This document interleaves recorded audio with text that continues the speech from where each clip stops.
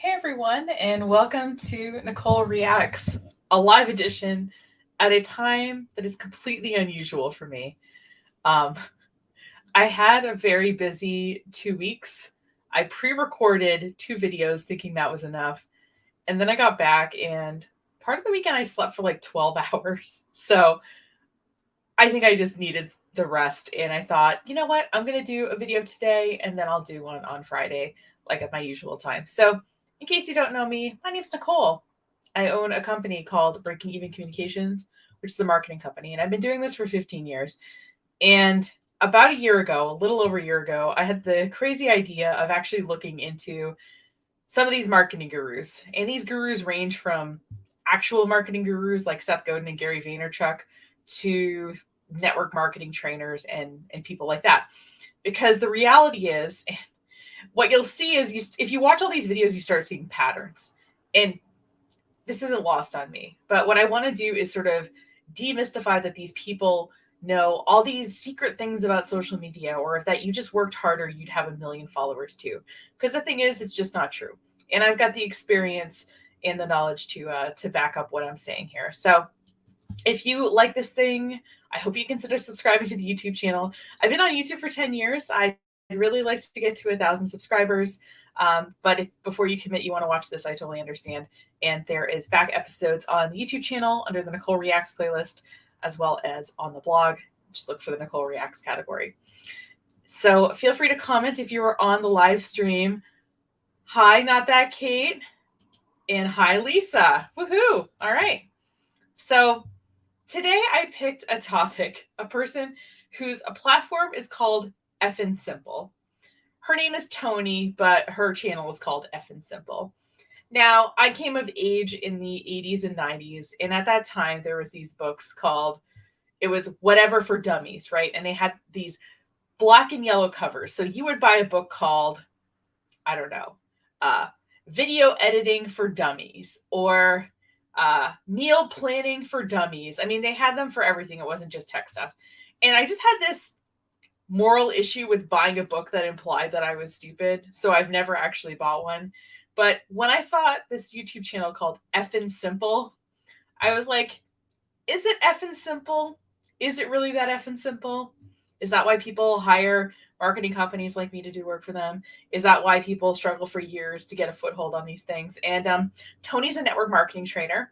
So before we watch some of her videos, and admittedly, we're going to watch some older videos because, like most network marketing gurus, she's pivoted from tactical social media stuff to more mindset stuff.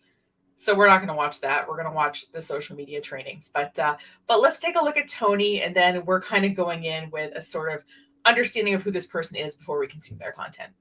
So, as I mentioned, Tony's platform is effing simple, right? So it looks like right now she has like 5,000, almost 6,000 subscribers. So it looks like maybe am I picking on a small creator? So before I scheduled the broadcast, I actually, kind of looked into it. And the reality is she has a pretty big platform. So she is kind of, I think her biggest platform is on Instagram, where she has 19,000. And as you see with her Instagram bio, let me just zoom in a little bit because I'm old and now I understand. As we see with the Instagram bio, helping people achieve time freedom, right? So we've got time freedom, and then she wrote a book called Effin' Simple, which is available on Amazon. And, let's take a look at her link tree. Although, can you tell what MLM she's with yet? You probably can a little bit with the story highlights. You see that there's a story highlight called Hair and Skin, and she's with Monat or Monet or whatever we're calling it these days. So I looked up her rank, and she is a senior executive director.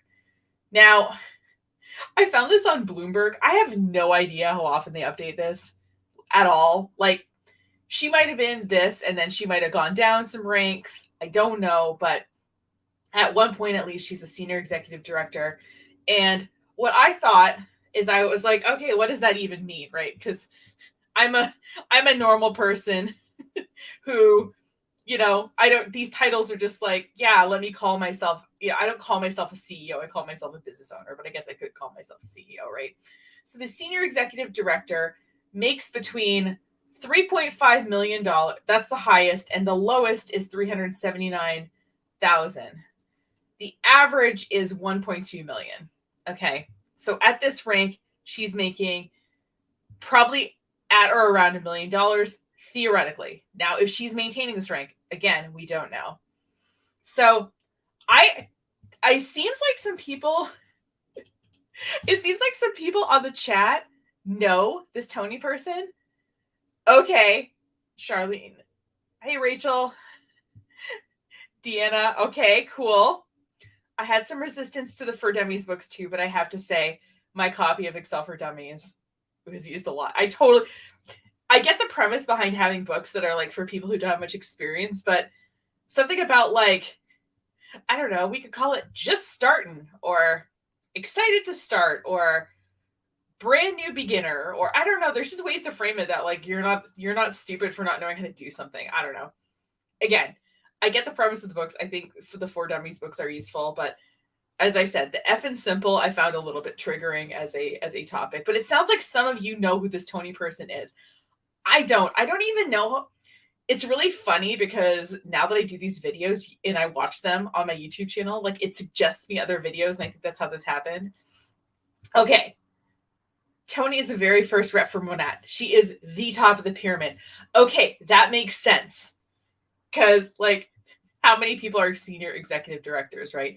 And it makes sense because, okay, here's the other thing. So let me go back to sharing my screen here. So this person is at the top of the pyramid. Now, what's really funny is that when you go to her website, which is linked off of her website, like off of her other website, which I'll get to in a second, off of her social media and everything, her domain name is currently for sale. By the way, if anybody's feeling malicious out there in the live stream, you could buy this domain. Oh, current bid is $1,300. Okay, don't spend $1,300 on it. I thought it was for sale for like $10. So this domain is for sale, and I think it's really interesting that she let it lapse. But it looks like her current main website is effingsimple.com. So this is her website. And if DC was here, I'm sure we could snark pretty hard on the design of this website and the fact that, for example, her photo is blurry, that kind of thing. But what's really funny is if you try to go to the About section, so like this doesn't link to anything. It's just about series, about Tony Vans, and about the e-courses. And so when I click on About Tony Vans, it redirects me to that apparently another website, which is not TonyVans.com, but it's called TonyVansLLC.com, now redirects to a Wix site that is no longer being paid for. So I'm like, is this person just really sloppy at like keeping up their domains? Like, are there intentional shifts in the domain names? Like we can't quite pin this person down. I don't know. But anyway, the only place I could find an About Her section was on her LinkedIn. And what Charlene was saying actually makes a lot of sense when you read her her main About section. So again, I'm going to zoom in for us old people who need it. Tony has been working with startup network marketing companies for over 20 years after owning 2 successful traditional businesses in landscaping and daycare that she started after being burnt out from her corporate restaurateur job. Her track record for success in network marketing in the field and corporate allowed her to reach top of organizational sales and income. Currently, the team of Tony has helped build over $3 billion in organizational and commissionable sales over the last 6 years. She is also the first to earn over $1 million and be part of the exclusive 10 MDC $1 Million Club and has 6 streams of income, which brings in multiple 8 figures. It's like multiple 7 figures, except douchier. Okay. She's now earned millions with her network marketing business. She sat on advisory boards and also has been a liaison and helped small startups and small business owners through social media, increasing sales goals, relationship building, and retention of current customers and representatives. Tony has proven systems for individuals looking to improve human relationship skills, both in the workplace and at home. Again, so now that we make a lot of money, we're an expert in everything. We're an expert in relationships now, all kinds. Tony, okay, we just said that. Tony has learned a great deal about the industry and being able to do only what a few can do. I don't know. I think a lot of people know about social media and stuff, but what do I know? Teaching and coaching teams of people and individuals has been one of her greatest accomplishments, and helping them achieve success. This has also helped her learn how to help others and build a brand name. She has written 3 best-selling Amazon books under the series Effing Simple. She's also created the first CRM automation nurture campaign for network marketers and small business owners. I think this is actually really smart, and I'll get into that in a second. So it's funny because it said that where did I see that? She's been professionally speaking for over 10 years. She said there was something I thought it was in here about being at the ground level or a founding member of a multi-level marketing company. So Charlene, when you said that she is the head person of Monat, that totally Monat, I don't know what we're calling it. That makes total sense. So she's going to train us to do what she does because it's impossible to replicate what she has. Exactly. And that's the reason why I do these broadcasts. I just want to point out that there's this endless stream of people who are going to act like if you just did your marketing better, or if you just prospected more people, or if you had a better mindset that you'd sell more. But the reality is their stuff isn't replicable. Hi, Shoshana. Yes, the Complete Idiot books are great. Yeah, I mean, like I said, it's a great concept. I just can't make myself buy a book that makes me sound stupid. Yes, money is the ultimate qualifier. I love the string of emojis. That's good. I love the claims that if you have money, you're an expert in absolutely anything. It's hilarious every time. It really is. Especially when it's like you're an expert in relationships. Like, are you? Or is that like a licensed counselor? So what you'll notice about my videos, and I'm part of the anti-MLM movement myself, because I have a company channel and I don't want to pretend I'm speaking for everybody in my company or who I associate with. I'm not only producing MLM content, but I stick in my lane of marketing because I feel like that's like a more powerful place for me to speak from, because I don't have a lot of experience with MLMs. I can just look at their marketing stuff and say they don't really know what they're talking about. So we'll get back to tiny bit more background here. So anyway, the only place she has a bio is on her LinkedIn account. There's no bio on her websites, and her personal websites, both of them, seem to have completely gone away, which is kind of interesting. Now, the other thing that I thought was interesting, so she's the business owner of Effing Simple. She is a John Maxwell certified trainer, and she's the senior executive director of Monat Global. So, and it looks like she's been in since 2014. So she's been in Monat for almost 9 years, and I'm not quite sure how long like Monat's been going on, but it sounds like she was a founding member. I read that I was preparing for this broadcast. I read it on one of these pages, but Charlene has confirmed this, so I feel better about that. So I thought, okay, I had to look into the John Maxwell thing. We watched John Maxwell with DC. I think he was the one who was speaking on stage, the completely out of touch white guy who like was annoyed at being on a trip with his wife. You can go watch that DC broadcast if you want to have some fun, but I thought I'd look into the Maxwell Leadership Certification. What's really funny is, so I'm just showing you this basic webpage. There's no pricing on here. Of course there isn't, right? And what's really funny is when I was doing the search, there was like Cornell and these other groups were, one second. No, okay. It's not going to do it for me. But there was a bunch of sponsored ones from actual colleges. I think they wanted to be like, oh, you're searching for this grifter? Hey, we can get you an actual degree in something. One of them was Cornell. I remember that, but I don't know why it's not showing up now. But so I just thought, okay, well, how much does it? Oh, there's the Cornell one right here. So Cornell Online Product and Technology Program. So there's actual like life coach certification. So the only place I could find how much this thing costs is these third-party websites. So one of them says it costs between $3,000 and $7,000.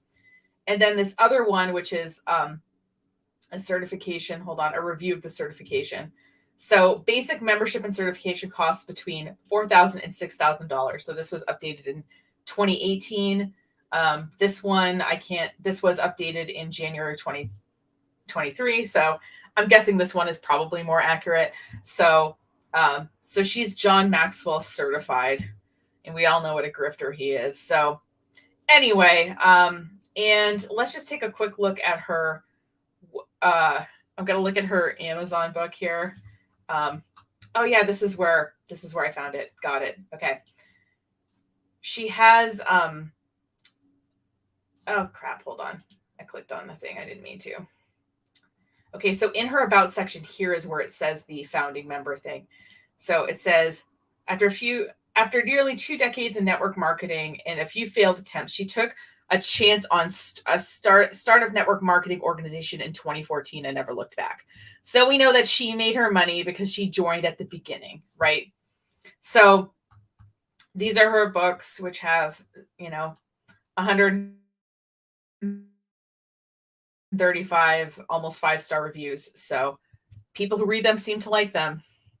I'm not saying that means that they're good or whatever, but anyway.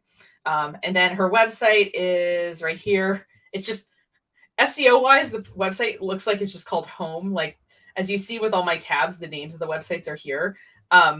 So SEO wise, it looks like she could be doing a little better, but she makes multiple 8 figures. So maybe she doesn't have to be good at SEO. So it looks like, as we're used to here, she does consultancy, right? She obviously recruits people into her downline, but that's sort of kind of behind the scenes, right? So she's consulting and advocacy, problem solving. I feel like consulting and problem solving are very similar, but okay. And conferencing and talks. And it looks like she has, I love this, 500,000 lives changed. Tony and Jay's network marketing team includes 250,000 partners with $1 billion in sales. Holy crap. So if I divide, because I'm not good at stuff in my head, I want to divide $1 billion by 1 billion. Oh, hold on. If I have to open another tab to do this, but I would love to divide $1 billion of revenue divided into 250,000 people to see gross what the average person is theoretically earning. This is before taxes. This is before buying products, right? So if someone feels like doing that, if not, I'll just do it in a second, but that is crazy. So she has, now I'll give her credit for exactly two things. Okay. Before we start, first of all, she has these download buttons for success starters, and you don't have to give your email to see them. So congratulations, Tony, on, giving us a 7-page PDF without me having to give you an email address. And I'm not saying these PDFs are great, guys. I'm just saying that I clicked on a couple of them and they're not behind. So if it just says download now, you can just download them. So I give her credit for that. And the second thing I will give her credit for is that she developed this CRM. So you know how all these network marketers talk about how you need to follow up with prospects and blah, blah, blah. So she developed basically an automated system for you to keep track of your contacts, because a traditional CRM, I guess, could do that, but this is built for network marketing companies. So she is just, I thought maybe you would show pricing. It just says, I love all these sign up now buttons. There we go. Okay. So the beginning price point is $19 a month. And that no access to system updates, no access to social media posting, no access to funnels. Okay. I feel like she could have set up, this is called a features table. And it allows you to compare software, the different versions of the software across. So typically it'll say customer support, and there'll be a red X, and then a green check mark or something. So it shows you the difference between the different price points. This is just built really confusingly, but it looks like she is making $19 off selling this basically CRM just built for Monat, which is crazy. So like I said, I'll give her credit for two things. Obviously she's doing all the guru things. She's selling courses. You can hire her to speak and all of that. These are all things that we're used to. So let me catch up on the chat. Hi, ladies on Lions. Keep listening. Appreciate that. I'm glad that we all feel similarly about John Maxwell. Savvy writes books in a review of her book. It is bad. Okay, I didn't see that one from Savvy. I'm a Savvy subscriber, and I didn't see that she had done the one about the book. After seeing John Maxwell in recent videos on a Octavia conference, I'm no fan. Yeah, no kidding. Elaine, thank you for doing the math. So $1 billion divided by 250,000 people is $4,000 US. So imagine you join a business and you've made a total of $4,000. And what did they say it was? She's had it for 9 years. So like, let's say that you joined it. Let's say you made $4,000 in 1 year. It would be unimpressive, but even dividing that up across like 2 or 3 years or 8 or 9 years is even less impressive. When she launched her CRM, she acted like she invented the concept of a CRM. That does not surprise me. I always wondered with network marketing people how they keep track of all the conversations they're having, in particular if they're on Instagram. At least in my email, I can sort of filter them, or, I can use CRM software to like move them from my email to, to like some place where I can sort of track what's going on.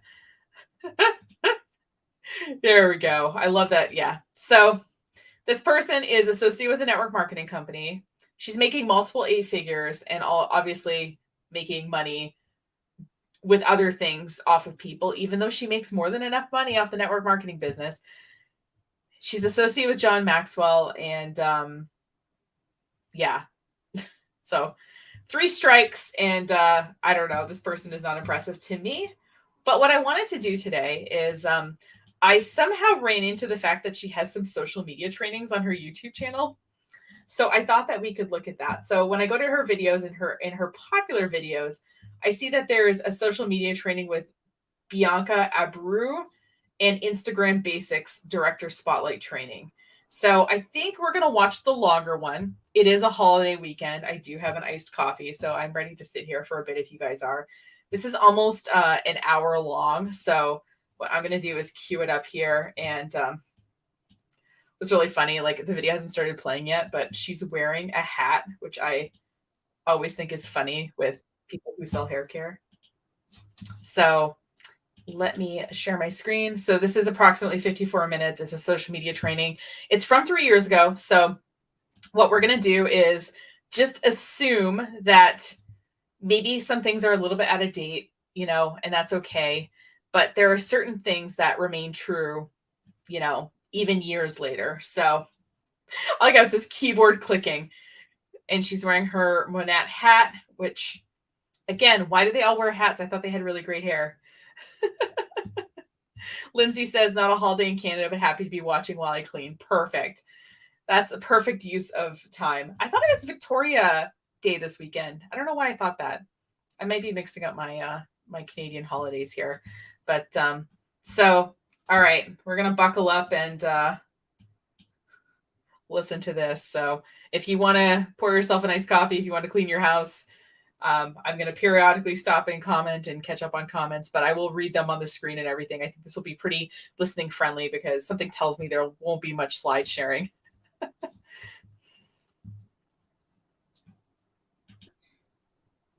Okay.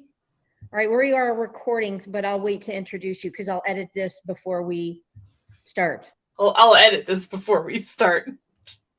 She did not edit it before we started. So here we go. Here we go, guys. Hopefully you can hear it. If you can't, just let me know. But I shared the sound, I think. I love how they just keep these awkward parts in. It's like, it would take like 5 seconds to lop off the beginning and the end to make the video a little bit shorter. I have no idea when this is actually going to start. I haven't seen this yet. Okay, why is it a Nike hat? Did Nike like partner with them or something? She's wearing a Monat hat, but there's like a Nike swoosh on the brim. Okay. All right, let me just type in the description.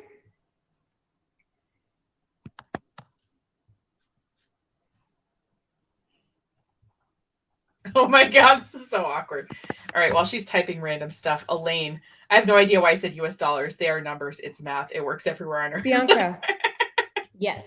How do you pronounce your last name exactly? Abreu. Abreu. Okay, perfect. Let me just pull. You can find that out ahead of time. Listen, and what I feel really bad about is Tony. Her domain is tonyvans.com, but her name is not Vans. It's actually longer. I think there's a YN somewhere in it. I'm not going to pull it up because it's going to mess up my stuff. But as somebody with a difficult name, like, it's just hard for me to see people. It's hard for me to see people like not make an effort to learn how to pronounce other people's names, especially if I was introducing you as a speaker on my channel. Thanks for editing this out, Tony. I know. Okay, do you want to take any bets on when the content actually starts? Feel free to do so in the chat. I'm going to say this is going to start at the 2-minute mark, so I'm expecting 1 more minute of awkwardness here. Pull up your thing that you sent me. Let me pull up the thing you sent me. So I can properly introduce you. Here we go. Go live. Go live anyway.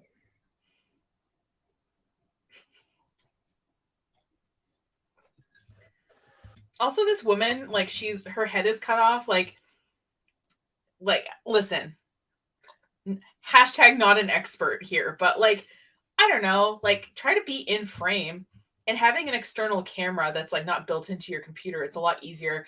I mean, I'm using a webcam, so I could move it around if I needed to.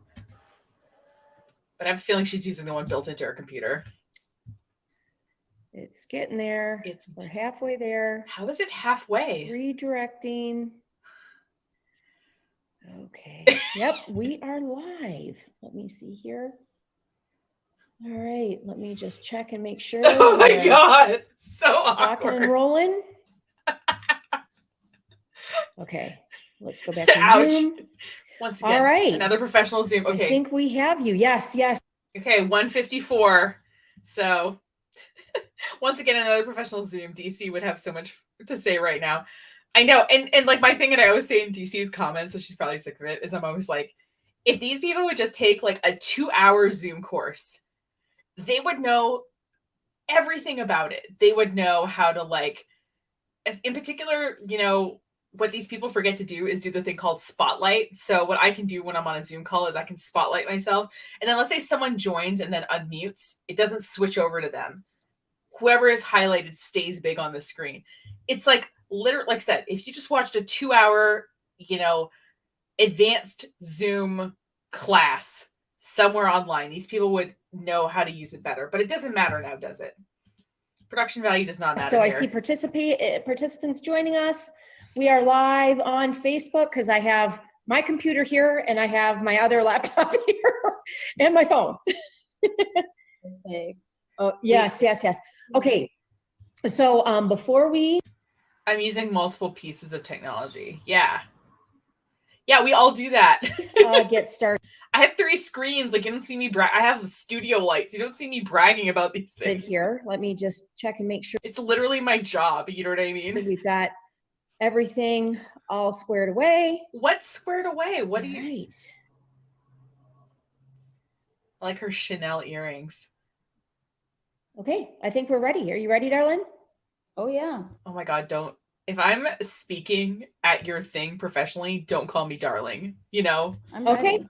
Okay. All right, you guys. So this is Okay, so 2 minutes and 31 seconds. So I think I said 2 minutes. Elaine said 3 minutes and 12 seconds. So it's kind of right down the middle there. Depends if we're playing by Price is Right rules or not. Elaine is over, but she is technically closer. is Tony Van Schoik, senior. Van Schoik, see, okay. Tony Van Schoik. Tony, you don't have to say Tony Vans to make other people's lives easier. It's, you know, it's really not that big of a deal. And yeah, Charlene, you could use one program to stream to multiple platforms. Of course you could. Yeah, exactly. Like, that's why I'm using StreamYard right now. I really want to learn to use something else because there's certain things I want to do that I can't do in StreamYard, but that's a whole other story. Executive Director, and I'm here tonight with Bianca Abreu. You asked her how to pronounce it. Like, if you're not sure if you're going to remember, just write it down. Abreu. She said Abreu. You got it. Okay. I have to make sure I say those names right because, you know, when you. She said Abreu, right? I think this woman is just being polite, saying, yeah, you got it. Have a confusing last name. You know, you just want to make sure you enunciate it properly. So. Vaynershoik or Van Schoik in Abreu. Yeah, I'm sorry it's not like Smith or White, but like, we can learn to pronounce it, right? We all learned how to pronounce George Stephanopoulos in the 90s. People can learn to pronounce your name. So you guys, I have been so grateful to get to know Bianca better ever since we had the Rev Tour down in Orlando. I spent some time visiting with her. I went down to Miami and we did a Super Sunday, not this past weekend, but the weekend before. And I'm going to tell you what, these girls that shared blew me away. If anyone knows what a Super Sunday is, feel free to let me know. Maybe I'll look into it after, but I don't know what a Super Sunday is. Is that just a day that you get together and create a bunch of content, or is that I don't quite know what a Super Sunday is. I know what a whatever. There's some. I know what a power hour is, but like, what's a Super Sunday? Yeah, Lisa. Wow, how rude. I know. It's like, if you're gonna, like I said, it's one thing if I don't know, like if it's just someone you run into and you pronounce their name incorrectly, but like this person is a guest speaker to your downline. Like the least you could do is like get their name right. It is like they're doing everything else. They're doing the entire presentation. You're just introducing them. So the least you could do is like get the introduction right. Oh my God. Anyway. I mean, they're young, they're go-getters, and I just was really excited that we have this young rock star, and I want to properly introduce her. So also, young people can know things that you don't like. Oh, they're so young and they know stuff. Like, yeah, lots of young people. So let me tell you a little bit about who Bianca is.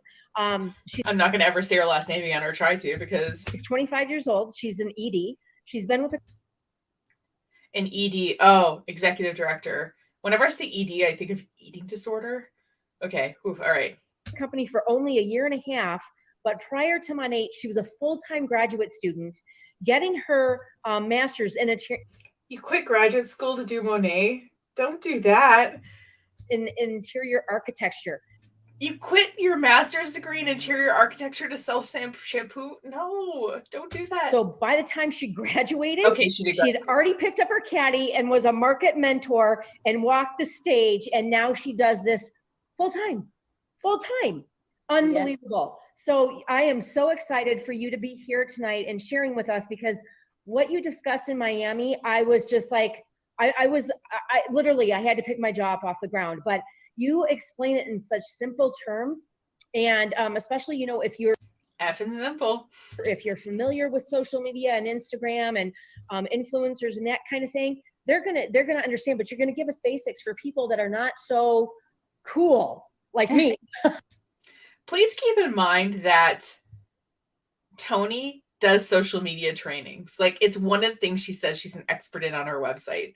So her being like, I'm a newbie, I don't know anything about social media. You say on your website that you help people with their marketing. You even said it in your LinkedIn bio. Absolutely. Bianca, I'm going to turn it over to you so you can share with everybody this amazing presentation you put together. So honey, take it away. Okay, she called her sweetheart or what did she? Darling and honey. Like, why are we doing this in a professional setting? Why are we doing this to people we don't know very well? Yes. Well, first off, I have to say thank you so much, Tony, for having me. I mean, it feels pretty unreal that I am doing this for your team. You've paved the way for so many people, so I'm super grateful to be here. And then the second thing is, I want to let you guys know that in no way do I consider myself a social media pro. I'm simply going to be giving you guys the rundown on what has worked for me, and maybe that may work for you or it may not work for you. Okay, I appreciate her caveats here that she is like, hey, this has worked for me. It might not work for you. That's more than most people give. Elaine, MVP of the day, for doing the math for us earlier, that the average person on the downline is grossing $4,000 total. Super Sunday appears to be when a leader gives us talk to a small local group. Seems that lots of the Huns do them. Okay, thanks. Thanks, Elaine, for looking into that. I wonder if Bianca is still in. I also wonder that. Feel free. Like I said, when I do this as a live stream, I love the back and forth, but it also means I don't necessarily have time to go do a quick background check. I mean, I guess I could, but this is going to be a 54-minute video. So if I want people to stay at the end, but I'm very curious also if Bianca is still in, but yeah. Yeah, it looks like another cat. Yeah, Elaine. It looks like another cash grab and another way to keep the brainwashing. Yeah, totally. The Super Sunday. Everything I I know learned everything has a was little through name, trial right? and Power Hour, error, Super through Google searches. Sunday, So I'm blah just blah going to blah. All relay right. that message to you, and I'm just going to go ahead.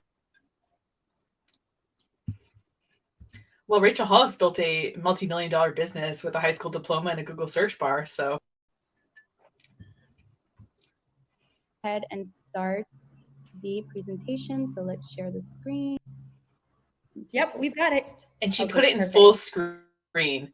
Okay, now what Tony should do is she should highlight Bianca as the presenter so that Bianca's face is there and not hers. So the first thing first.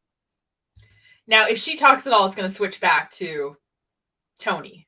So if Tony talks at all, it's going to switch back to her.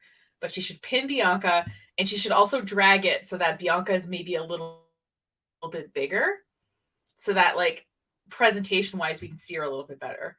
So like kind of the size I am now compared to the video we're watching. Is before you doing Monet, you've been using Instagram, and you can do that for the recording, and then obviously people can adjust it on their end to how they want to see it. But if you're going to record this and post it, it would be nice to be able to see the speaker a little bit. Way. You've been using Instagram to stalk your future boyfriend, to post pictures of your pets, to post pictures of your babies. You know, you're not using it to make money. So once you start Monet, you want to start using Instagram more intentionally, because that's how you're going to build income online. It's crazy the businesses that have been able to be built and lucrative just from this social media platform. So step number one is you want to make sure that your Instagram is on a business profile. How do you do that? You just have to go into your settings and you'll be able to do that. Why do you want to do that? You want to do that because it's going to offer you insights and information on your engagement, on your followers. Who are they? Where are they from? You can see my discovery here. So this was the accounts that I reached in the week of December 30th through January 5th. I reached 20,000 accounts. Friday, you guys see a spike. Why? Because I posted a picture on Friday that had a whole bunch of hashtags. Boom, my page got a lot more exposure. So I'm going to talk about hashtags.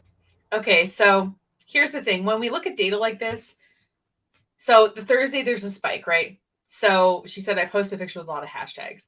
Did she post the pictures at the exact same time every Thursday? Is there a spike every Thursday? When she posts, if she posts the same picture without hashtags on a Thursday at the same time, does it still get views, right? Like it's, I don't know if we can attribute everything to one factor, just looking at this data in this one way. We'd have to experiment a little bit to say for sure it was the hashtags, if that makes sense. Stalk your future boyfriend, Emery. Yeah. Yeah, because it's not like anyone who's on this call has ever tried using this, right? Now, the other thing to just remember when you switch your Instagram from personal to business is you suddenly have access to less sounds. So right now I'm sort of struggling because I'm trying to update my clients, obviously Instagram reels, and I want to use some of the fun trending sounds that are going around, but a lot of them aren't available to commercial accounts. And, thankfully when I had my production day with them last week, I showed them, it's like, okay, look at me personally looking for see the sound. Okay, I'm going to switch to a business account. I'm going to search for the sound. Oh, it says it's not there. It's because we have a commercial account. So yeah, exactly, Rachel. Correlation does not equal causation. So she said, okay, I post a lot of hashtags. That could be a reason. Or it could be that I typically post more often on Thursdays, or I do a live video on Thursdays. And so people are just looking at my account more. I mean, there's plenty of reasons that this spike could have happened on the Thursday, but saying this is just hashtags, I don't know. I'm not sure. And to be sure, I would have to look at a few more things. And all that a little later on. But just to give you a brief introduction to these analytics, there's impressions. That is how many times somebody sees your content. You can see your profile visits, where your audience is from. I know a big chunk is from Miami. I can see the age range of people who are looking at my stuff and the gender. So I know that 90% of the people on my page are females. Shocker. Why is this important? Because when I go on Instagram and I talk about the opportunity, I talk about the products, it's mostly focused on females, girl power, postpartum hair loss, things that women are going through, because that is my audience. My audience is not men. You can see it's literally 10%. Yeah, because probably most men are not going to buy overpriced hair care, I'm guessing. So next up, your bio. So now you're going from a regular person who is using Instagram to post, your hobbies or whatever it is that you are posting, to being a business owner. So your bio is your business card. It should indicate who you are, what you offer, and it should have links. So right off the bat, you can see my name. You can see I'm an executive director. I wish you would have made this a little bigger for us old people, but I'm a founder. I love travel design, and I can help you work from home. So you should have some indication of what you offer people. I can help you work from Wi-Fi. I can help you have your dream hair, whatever the case may be. Clearly have that. Work from Wi-Fi, and she's in Miami. Do we think she's on Christy Stone's team? Is Christy Stone underneath? Okay. Is it Tony, who's the top of the pyramid, and then Christy Stone, and then Bianca?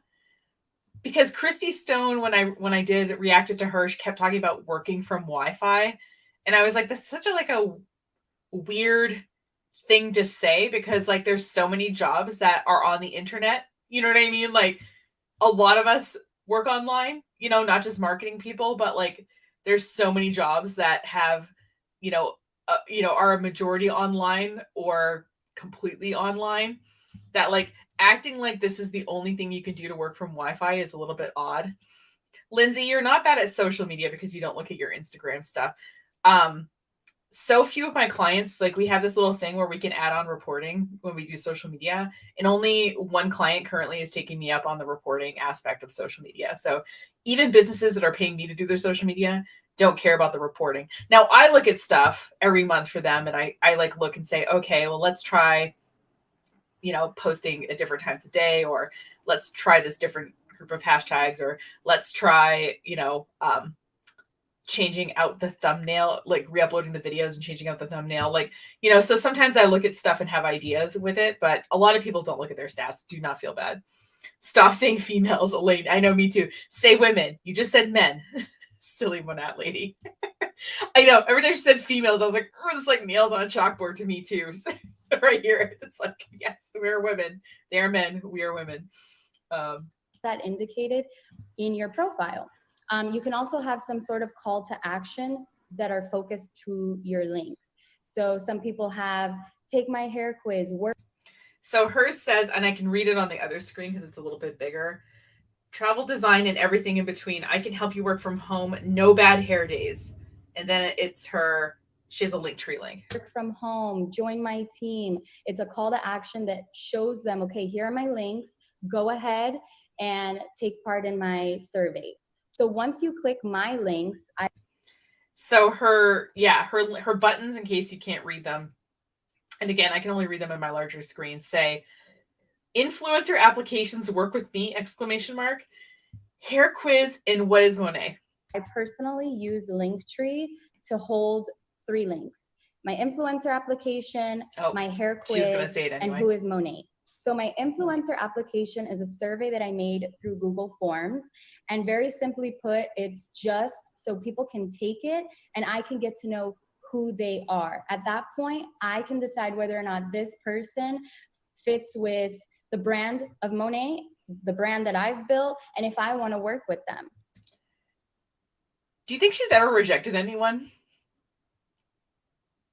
Have these people with their like apply to work with me, have they ever rejected anyone in their whole lives?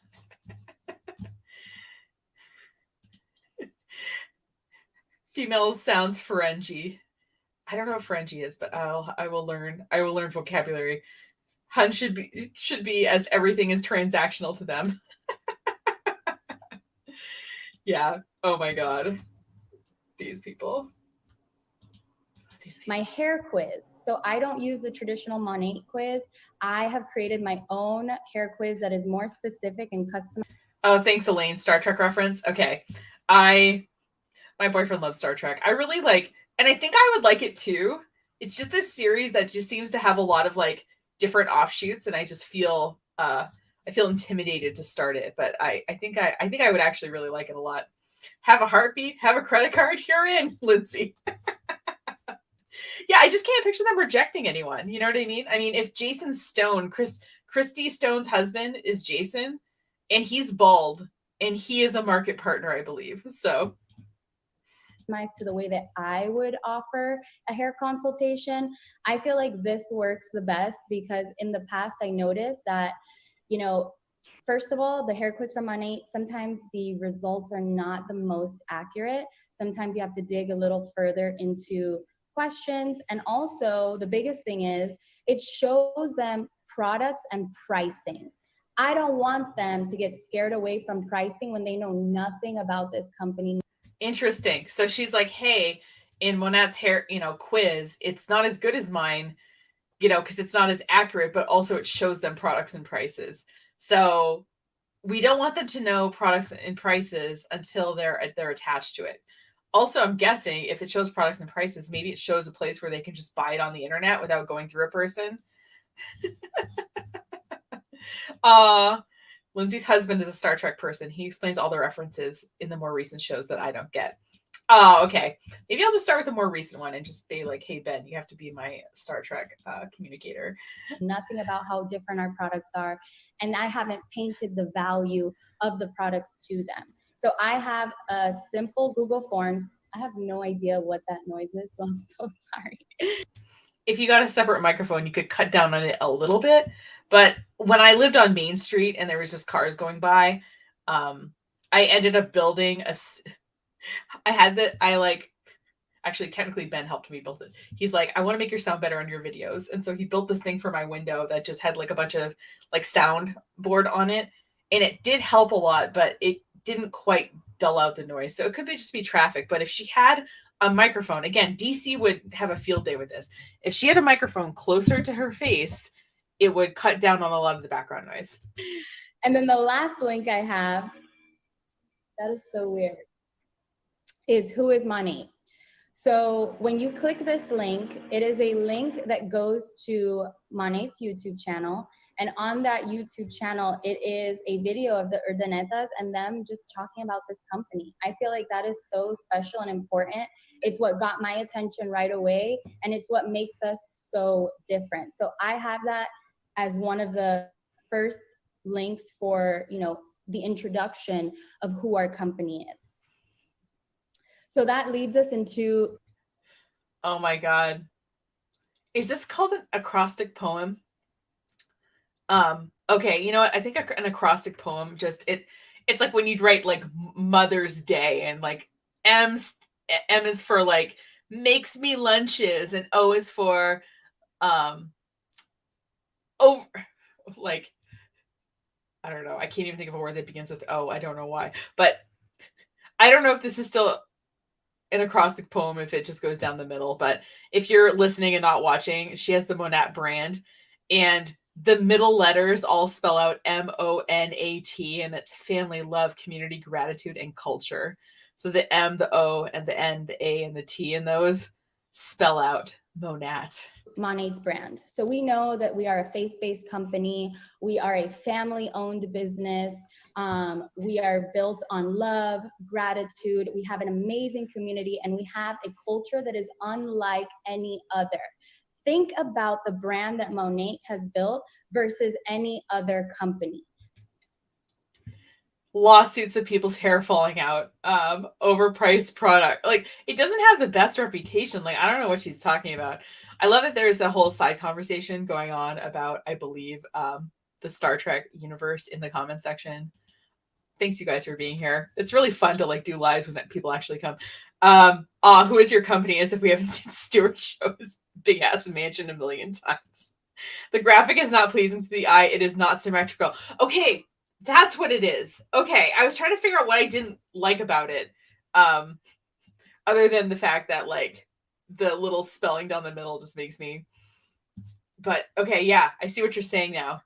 Yeah, there is something kind of unbalanced about it. Also, I love that the background of her slides is like this marble, like it's like a granite countertop or something.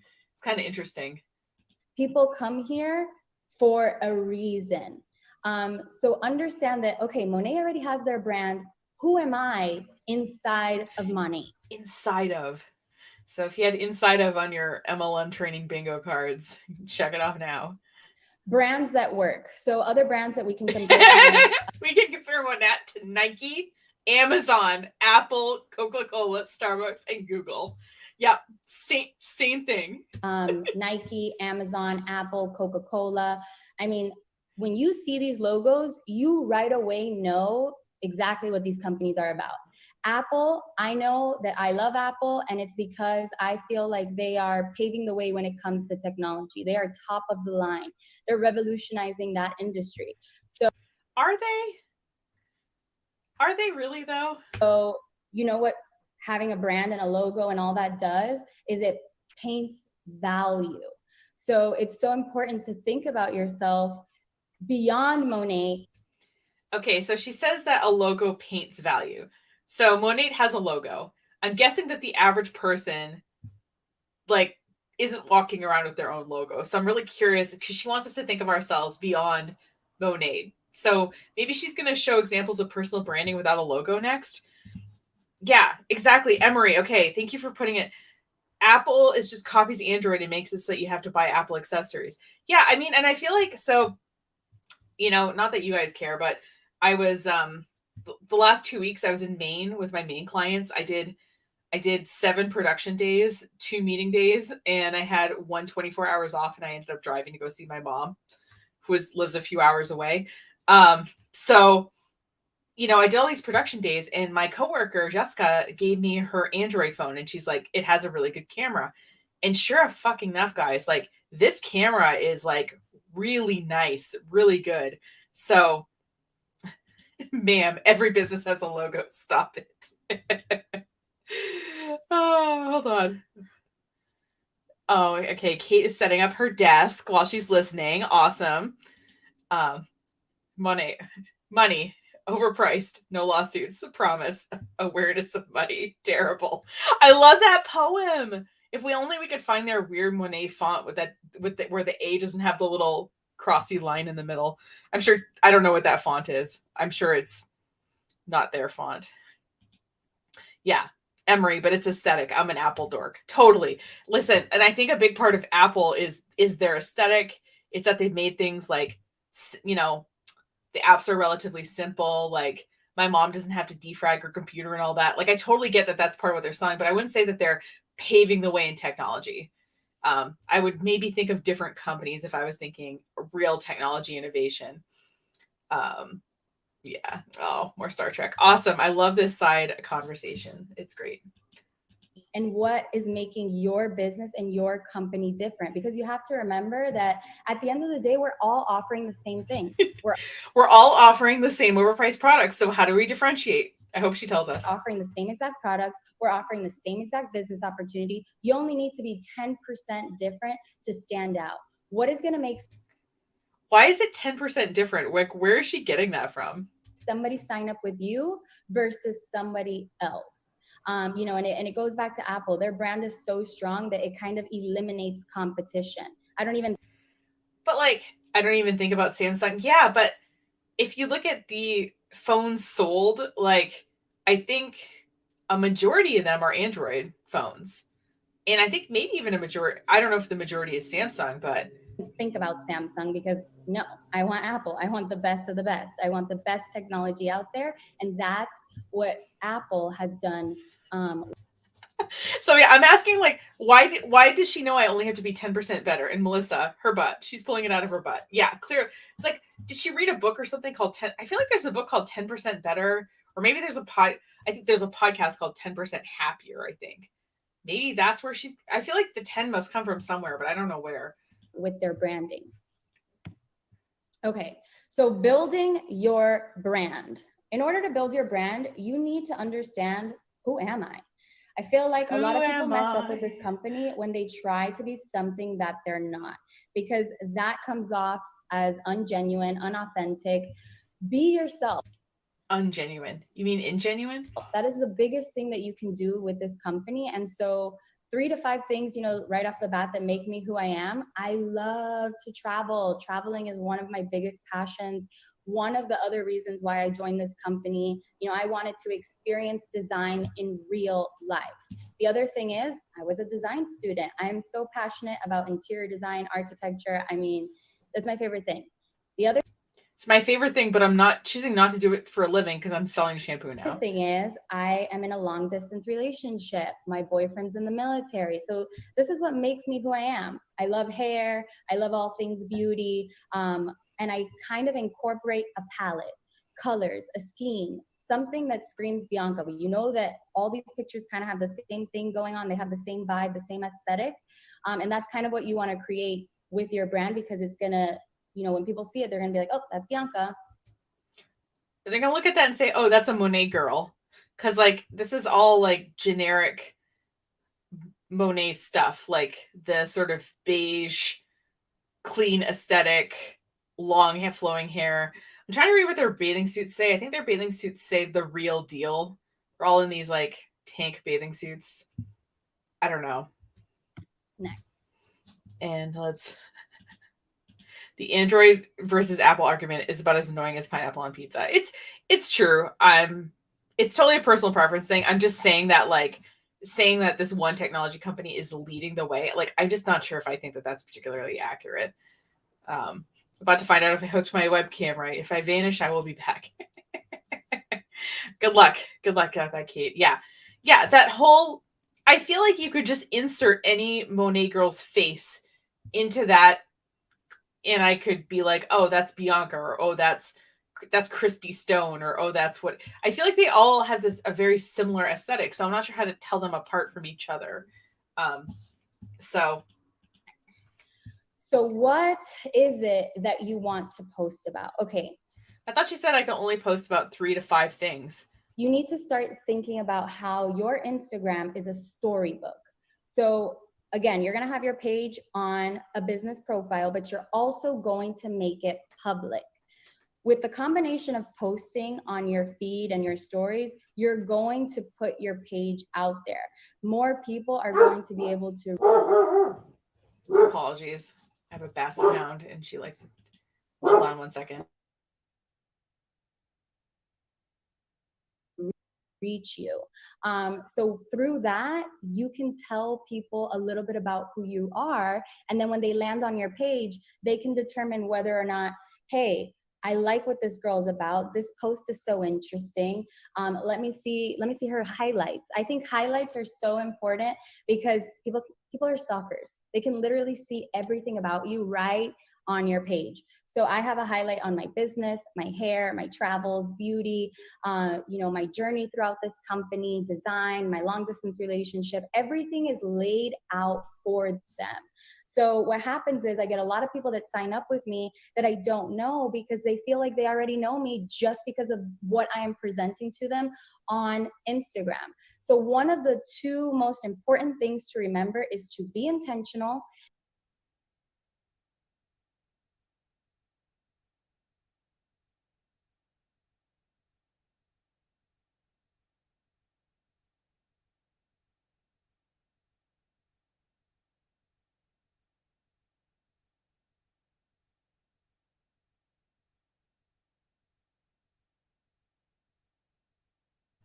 All right. Apparently I was muted. So apparently I think she's done barking now. So I have 3 floofs.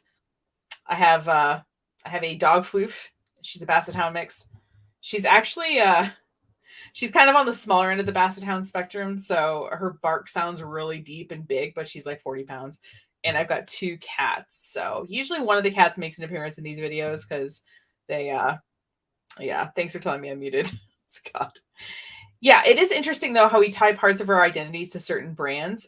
That totally, right?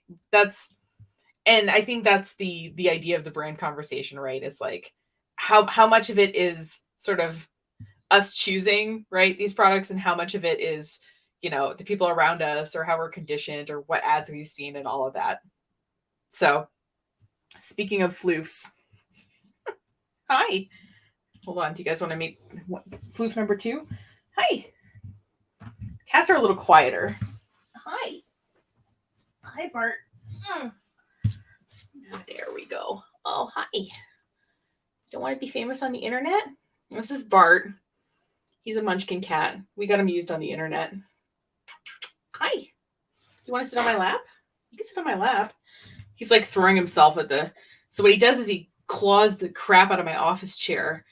And then he like doesn't want to sit on my lap. Okay. Go on. And his bed is like in the corner of my desk. No, stay here. Yeah. Bye. By the way, even though they're small cats, they do jump. He's my little buddy. The other one really likes the screen, and I'm surprised he hasn't made an appearance before on the live stream. He's a dark gray, and his favorite thing is watching the mouse click around. So I don't know why he's here. Thanks, Rutro. It's a peel and stick wallpaper. Because I'm in a very small room and I don't have enough like room to do a green screen or like have the light behind me. So that's what I did, because my wall is like right there. Oh. Not me freaking out and resetting the defaults and then discovering my lens cover was on. That is me. I'll do the calculus and then I'll mess up the subtraction at the end. I totally get that. So Bart's just chilling by my feet. Apparently he doesn't want to be pet. He has been offered the option and he has chosen not to. Vulnerable. Yes, my page may look like it's super polished and put together, but girl, if you go on my stories, you'll see me with pimples, with my hair all looking crazy, no eyebrows on, and just being real. And I love being raw with... You take your eyebrows on and off? I don't know. She looks like she has dark hair. Like I was just too lazy in the 90s to plug my eyebrows, so that's why I have these eyebrows today. But I mean, she looks relatively young. She wasn't stuck in that thin eyebrow trend. But what she's showing here on the screen is she's kind of has this dotted line around the stories highlights. So what's interesting is these people say basically you keep your grid, which is the pictures sort of appearing below. You keep the grid really clean and looking nice, and then you're real in your stories. And so what you can do with your stories afterwards is you can highlight them, and it goes in these little circles. So you can set up these little circles. They can be like whatever you want. There could be as many of them as you want. You can pick a picture that's going to represent that category of stuff. And then you can just add stories to your highlights. So she's raw and real in the stories, but in the grid, she looks perfect. And they all pretty much say this. So this is not new information to my us. Followers, because I really want people with me on this journey that accept me for who I am. So I never try to paint myself as a perfect persona, and neither should you. Except in the grid. Because nobody relates to perfect. Everybody relates to the person who is vulnerable and going through the same things as them. None of us are perfect. So make sure that you are vulnerable. What I mean by being intentional is a lot of things. But one little example I want to give is when I started this Monat journey, I didn't post anything about the words Monat, my box, my products, nothing. The first post I did was I did my hair really nice. I did my makeup. And then I got on Instagram being vulnerable about my long distance relationship. Monetize your trauma. Miles had just left back to Spain. That's where he lives. And people always would ask me questions. How do you guys do it? What advice can you give? So I did that. And then towards the end of that rant or that video, I did a very simple and intentional clip of my hair. Like, wow. But anyways, loving what these products have done for my hair. Boom. Tons of DMs on, oh my God, your long distance relationship. Oh my, what are the products that you're using? Your goal at... I love that she turned a video about her long distance relationship into selling hair care. That is, yeah. Elaine speaks for all of us when she says, so gross, lady.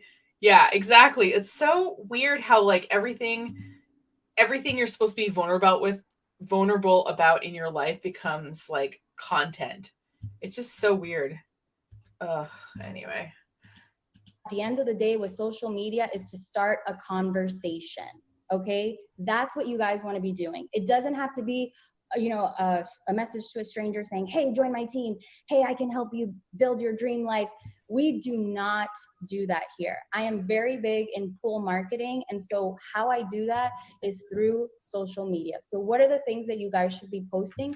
Please post about your personal life, the things that you guys have going on your day-to-day basis. I thought she said we're supposed to post about 3 to 5 things, and hers were like travel, design, hair, beauty, and like 2 other things that I can't remember. So am I supposed to stick to my 3 to 5 things, or am I supposed to post about my life? It seems like this is conflicting. Your hair, you're selling hair care products, also skincare products. So you need to incorporate that. Maybe you have some hair routine videos, whatever the case may be. Lifestyle. So this one is huge. You need to show people the lifestyle that, number one, you're working towards, and number two, money is giving you. Because when you join this opportunity, there is a little bit of that flexibility and that freedom. So, simple posts like, so grateful that this is my office for the day, that I don't have to sit in traffic and go to work, that I'm making money right here in my dining room or my bed. Lifestyle posts are so, so important. And the thing is, like, there's so many jobs, though, that will give you flexibility, or that will let you work from multiple places, or, where, you have these like benefits she's talking about. Like, this is not unique to network marketing. Yeah. Couple of, how many conversations do people really want to have about shampoo in real life? Exactly. I want to see screenshots of those messages that she's saying about her hair stuff. Exactly. Like, I feel like I'm like, a couple of these people have tried to recruit me in because I've bravely grown out my gray hair. I did it before the pandemic. If I would have known the pandemic was happening, I would have just waited for then. But I went through a kind of a skunk 6 months as it grew out. But yeah, they want me to sell hair care, and literally I can count the number of times on one hand I've ever been asked like what kind of shampoo I use. Like, a lot of like hair thickness and stuff is just genetic, right? Hi, DC. DC, there is some real bad Zoom stuff happening here. So both Zoom and slide design. And by the way, just a pro tip, if you're going to use bullets, don't center them. Bullets align to the left, because otherwise it just looks like a bunch of dots and it looks crazy. So little design tippy there. Travel. So, this is specific to me because I love traveling. It's one of my passions. And I kind of want to attract the same people that have the same interests into my page. And so that's one of my posts. Inspiration. So inspiration is great because even though, people might not be interested in the company, they might not be interested in the products, network marketing, whatever the case may be, they'll still follow you because you're so inspirational, because you are a positive light on their page. I have tons of people that will message me and let me know, like, I love that podcast that you shared. It changed my day. I love that quote that you shared. It really has me thinking. I would like to see these messages of people saying that podcast you shared changed my day. DC, your ears must have been ringing. Yeah. I felt a disturbance in the marketing force. Oh my God. So we're all warning you, DC, that this is... So far we've learned that we need to have a business Instagram so we can look at stats, that we have to have a bio that's really descriptive of what we do and use Linktree to get people to links on our website. And we should be posting about 3 to 5 things, 3 to 5 subject matters, but we also need to post about things that make us vulnerable and these other things. So even though it's 3 to 5 things, this is more than 3 to 5 things, as you see in her list here. So we're getting some conflicting advice. Again, not so surprising, but there, you're officially caught up in all the content that's been covered. Differently about life. So, listen to that personal development, share that inspiration that you have day to day, because people like that and it's nice. It's different than what people are posting on a day-to-day basis, other than drinking, going out, whatever the case may be. Business and work. So, you have to post about the opportunity. I definitely was somebody that resisted this for so long because I was consumed with what people would think of me. Also, you realized that people don't want to be sold to, or not everyone wants to join the business, or yeah, there's plenty of reasons why there's plenty of reasons. If you're in network marketing and you're watching this and you feel resistance to posting about the business, there's real reasons that you feel that resistance. You know, it's not because you're bad at selling or something. It's because something doesn't feel right about it. What are people going to think? Oh my God, network marketing, she's in a pyramid scheme, blah, blah, blah. But why do people think that? You know what I mean? Like, why do people think that? Once you release, people thinking so hard about you, at the end of the day, nobody's going to pay your bills. This opportunity, my sugar daddy's gonna, I'm just kidding. Changes lives. When you clearly understand that, you will not hesitate on a business post. So if you are hesitating on that kind of content, you need to get on Monat's YouTube page, look at the $1 Million Club members, watch those videos, listen to the testimonials, because the business opportunity is real and it really does change not only people's bank accounts, but it completely shifts their lives. It changes their bank accounts by making 99% of them lose money. And then, of course, your interests and hobbies. Please tell your story. And when I say be vulnerable, remember that people are watching your journey. So let's say your first live, like my first live was so terrible. My chest broke out in hives. Every time I think about it to this day, I want to throw up, but I had to do it. Imagine like feeling like you're required to do something from your business that makes you break out in hives and want to throw up. Like, so much for consent. So Kate, it sounds like, okay, you said you're setting up your camera, and I just assumed you were setting up your camera to, like, I don't know, do meetings or something. But maybe maybe you're doing some YouTube videos. If so, please drop your link in the chat so that people can see your channel. And yeah, if your target market hates your content that's kind of meaningful in terms of actually making money, exactly. Don't care what people think, but also these people are going to buy from you. I mean, you do have to care a little bit about what they think. Because I did it again and again and again, and now it doesn't kill me so much to do that live. And people have seen that growth. They are seeing how the company has changed me, how my confidence is much bigger than it was before. Is it that you weren't confident before? Or is that you just don't like doing live videos? It's okay to not like doing live videos. There's a reason that in this series has been going on for a year. I think this is my 5th live stream of this kind of content, but it took me a year to figure out sort of like my voice and how I wanted to talk about it, how I didn't want to talk about it.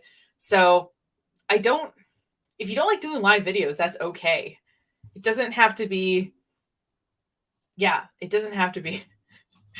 I like how people in the comments are like, yeah, the bullet point thing. I mean, there's other things that are wrong with this slide. Like, let's face it. I mean, there's other things wrong with this slide. Like the readability of the text is pretty terrible. Like it looks like everything is kind of off to one side. Like I feel like she could have like sort of used the left side to put the content and then, put the phone screen kind of on the right side. I mean, I don't know about this weird, like, marble background. Yeah, okay, that's what the other thing is. Yeah. Ease of reading on the top of marble. Yeah, exactly, right? Like I feel like she could have like lightened it up a little bit maybe to make it a little more readable. The mixed fonts. Yeah, like there's definitely a lot. Yeah. Not giving a shit about the varied font sizes. Exactly. Yeah. Yeah, exactly. Like it feels like your eye doesn't quite know where to go as you're looking at this, and that's ultimately, I think, what makes something a bad design.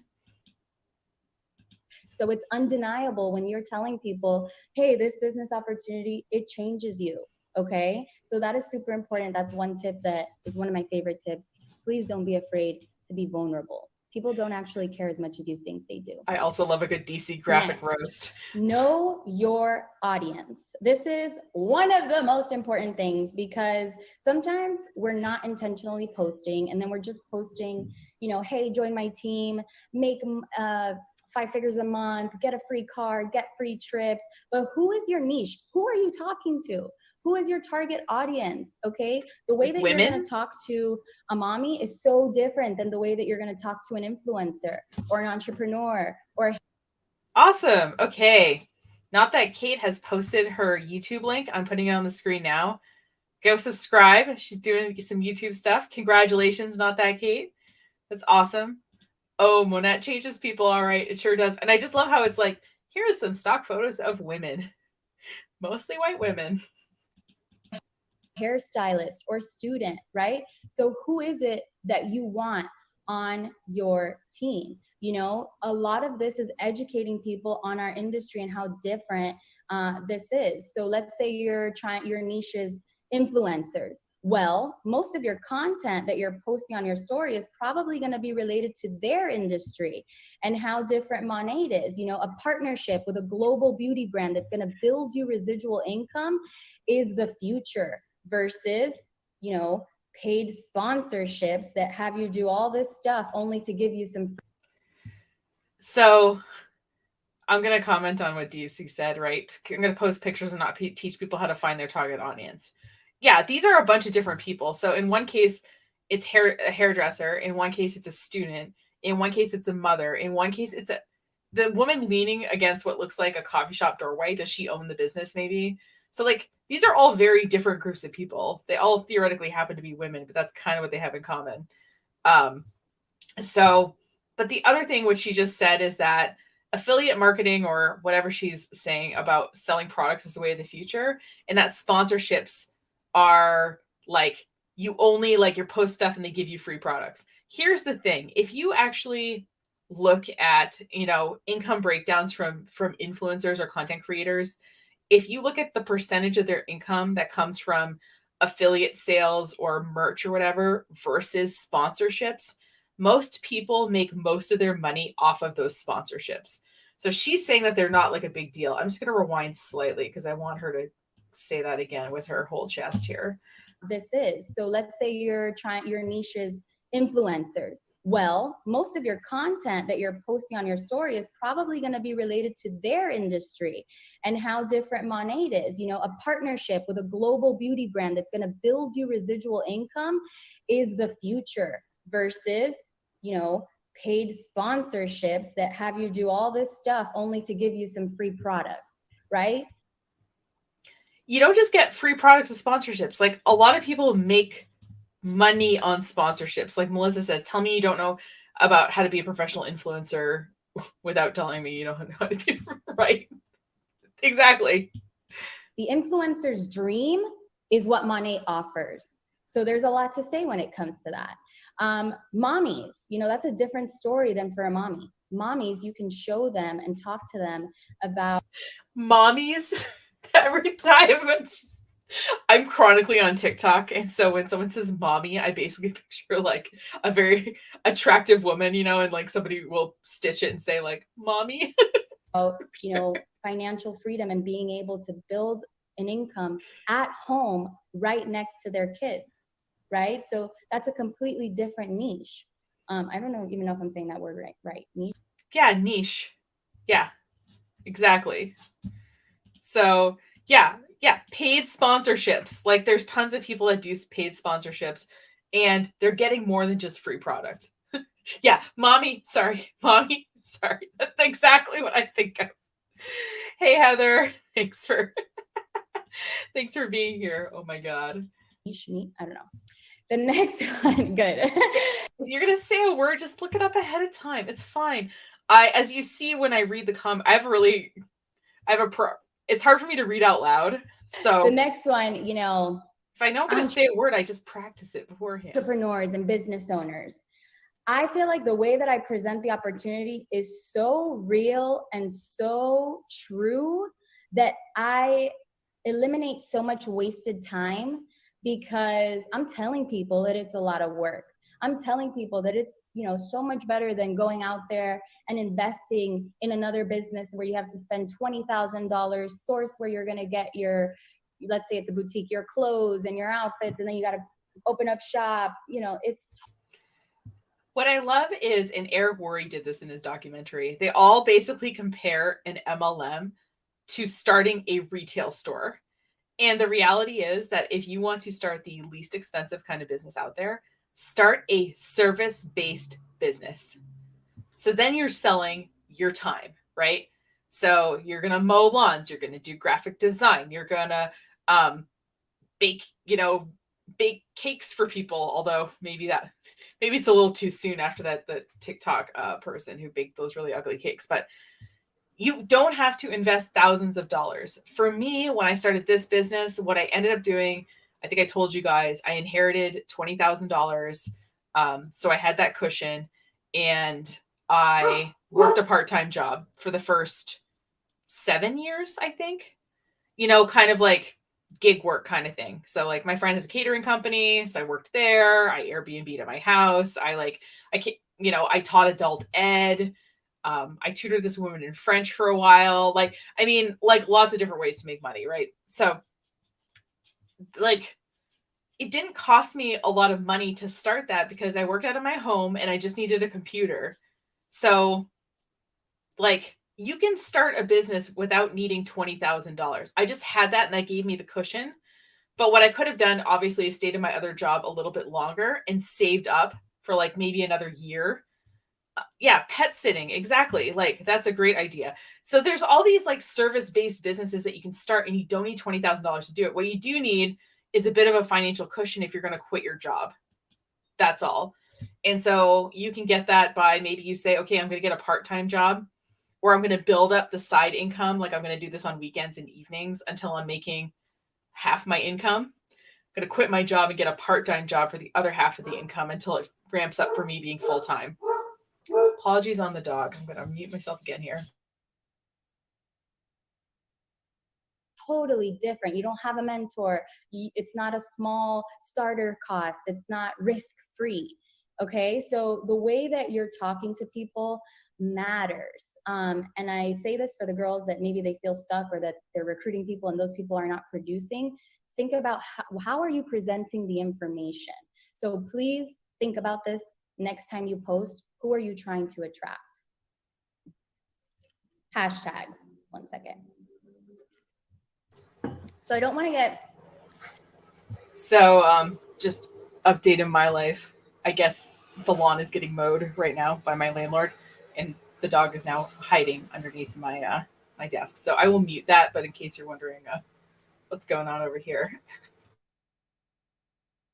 Too in depth about hashtags, because honestly, I have not even mastered this. This is something that I just play along with, and it seems to work out for me. So I'm just going to tell you what works for me. But a little tip and a trick that you guys can do.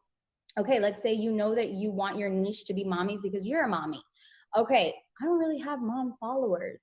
You literally have the world at your fingertips. You can look up mom hashtags. So there's like moms of Instagram, mom life, mom bloggers. You can start looking for your ideal business partner. So you can, follow her, build a relationship with her. Something that Mandy Sue and Jacqueline Ortega have said in the past is they do this method. I think it's called 3+5. I don't do this, but I'm going to tell you guys because I have a few girls that do this. They will comment on, like 3 pictures and comment on 5 pictures, and then follow that person and start building a relationship from there. So maybe that's something that you guys can do if you're looking for. It's like people don't understand that we know these tricks now. I know. That's why I put on the screen Emery's comment from previously. Stop saying mommy. I guess every time she says it, I'm like, but it's like, and that's how I know that I had 2 people approach me to do Monate in the last like couple of years, and that's exactly what they did. They I saw they were liking some pictures, and then they were leaving comments, and then they like followed me, and I was like, okay, got it. I'm in your funnel now. Mamacita. Girls, aren't they? I know, just like, I don't know, this. I know she's young, but prospects. But it should never be a direct message saying join my team. and they'll all do this too. You'll see this in previous Nicole Reacts videos. They'll all tell you not to sell right away, but they will never make clear when you present the offer, right? All we know is don't sell right away. And so then they'll be watching a training and someone will say, well, when do I present the opportunity? And then they'll be like, people keep asking me when I'm supposed to present the opportunity. Like, yeah, it's because you're not clear about how you know it's time to present the opportunity. So this is another pet peeve with marketing trainings from these people is don't sell right away, but they will never tell you when you're supposed to start selling. Another thing with hashtags that I use a lot to expand my reach is in my comments, I will comment a little period. And then on that comment, I will comment a group. Hey, ladies on lines, we are seeing you for sure. There's I'm periodically stopping for animals and things like that. I'm nearly 40 and I've been through some shit. Call me woman. Exactly. Or I don't know. Or if she wants to use some gender neutral pronouns, that's fine too. It's just like, it's just weird that it's like men and then we're like girls and mommy and like, I don't know. It's just interesting, the difference. Group of hashtags. Don't ask me where I got these hashtags. I literally, like I said, I Googled them. It's what I've been using for a while that has worked for me. Again, Instagram's algorithm is very tricky and what works for me might not work for you. I appreciate the continued caveats. But I'm just going to show you my insights from that post. So remember how I told you? Singular post. So we can't compare this to any other posts. Emery, there's two genders, men and mommies. And I don't know, because I guess I'm non-binary if there's only those two genders, because I'm not the mom of anybody, and I'm not a man either. So gender inclusion in an MLM. They don't know them. Of mommies and men. Oh my God, you guys are cracking me up. You guys in the beginning, I posted something on Friday and it shot up my reach. Well, this is the post. I can see I got 14 website clicks from that post, 3 emails, 530 people visited my profile. I got 22 followers from that post. My hashtag impressions, so how many people saw the picture from the hashtags was 11,000. From my homepage was 6,000. So again, this is. But what you want to do is post maybe the same thing or a similar thing without hashtags and compare those. Looking at numbers like this, like on one post in isolation, doesn't really tell us much of anything. Like, it's just like, it's literally a snapshot in time. I'm a mom, but please don't call me mommy. No problem. I feel like I wouldn't want to be called mommy either, but again, hashtag not a mom, so I don't know. This is why the business profile is great. This is why posting on your feed about your personal life and including and incorporating the business is great, because when people see my posts and they read this beautiful message about the business, they're intrigued. They're like, let me go to her page. Let me see what this is about. So clearly something about this post resonated. Are you going to tell us what the post was about? When I launched it. The other thing too, which was sort of in the screenshot, but she didn't talk about, is a lot of people put their Instagram hashtags in the first comment, and the MLM people do this in particular, and then they'll go back like a week later, delete the comment, and then re-add the hashtags in another comment to like boost engagement. I don't know. Like, it seems like moving around deck chairs on the Titanic to me, but you know, just throwing that out there that she did leave the hashtags as a first comment and not as part of the original caption. So I want to talk really quick about feeds that work for you and against you. Again, really big into pool marketing. And how is it that you get people to be interested in who you are? Well, you kind of have to exude a vibe and energy. So Sarah Hill, right off the bat, her brand, when I think of Sarah Hill, I think badass. She's a mom. She's a photographer. She does a great job of. And to be clear, Sarah Hills is on the right. That's the one on the right. We're on the do side. Including and incorporating all of this, her entire world, on her social media page. She has pictures of products, pictures of her hair, pictures of her home, her kids, her team, her business. She does a great job of giving you that vibe. All right, Kate has dual cameras set up. Congratulations, not that Kate. Enjoy your samosa break. I don't like it when they say mama either. Totally ruin the word for me. Ladies on Lions, I could see that. The mama bear thing is like, oh, Sarah Schill. Melissa. Yeah, Sarah Schill for sure. She incorporates her real life. She's very raw. She's very authentic. She gives you inspiration, and she shows. What does it mean, by the way, when people say that they're raw? Is that like I'm crying on camera? Like, I don't know what raw means. It's kind of like maybe when people say to designers, can you make it pop? I have no idea what someone being raw on social media really means. Shows you what she has to offer. She shows you the opportunity. So feeds that work against you, I feel like sometimes people, they're not understanding branding. They're not understanding network marketing. So this account is called Monat Global, and then there's a little underscore at the end. So I'm guessing this is not actually Monat Global, but someone like pretending to be. They are consumed with being Monet. And you have to remember that you are not Monet, you are you. So this is an example of somebody who incorporated Monet Global's name into their name. And then when you go on their page, it's just ads, okay? So let's say I used the hashtag on my picture and then somebody came to my profile and they saw all these ads. Would you follow a spammy page? No, you're not going to. Okay, this page is oversaturated, it's salesy, and they're only posting about one thing. Yeah, you're supposed to be posting about between 3 and 5 things. Okay, so I appreciate the comments weighing in on what it means to be raw on social media. I think it means being emotional and manipulative. I think they mean showing that there is a laundry on the floor. Sometimes they occasionally get annoyed with their perfect children. Not that Kate. I think it means real versus presenting as happy all the time. Okay. I guess when I think of raw, I think of like, I don't know, like I'm ice climbing and I've cut my hand open, or like, I don't know. I think of like something a lot more like visceral than that. But yeah, that makes sense.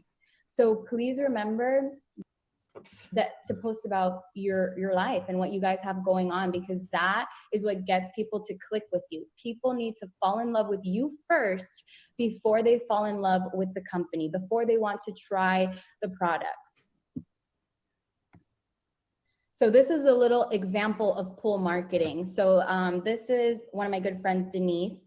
She posted this awesome picture that she took. I think it was in Bali. Yeah, in Bali. And Monet reposted it. And so she posted a skinny woman in a white bikini in Bali, and Monet reposted it. Shocker. Posted this great picture, but the caption was related to the Founders Pool opportunity. Founders Pool. She's in a pool. I see what they're doing there. So, she posted it. It obviously came up on a lot of people's feeds. And then, they're going to read this and be like, that's so interesting. What is she talking about? What is she talking about? $1 billion company, shares, founder, the #1 fastest growing hair care company.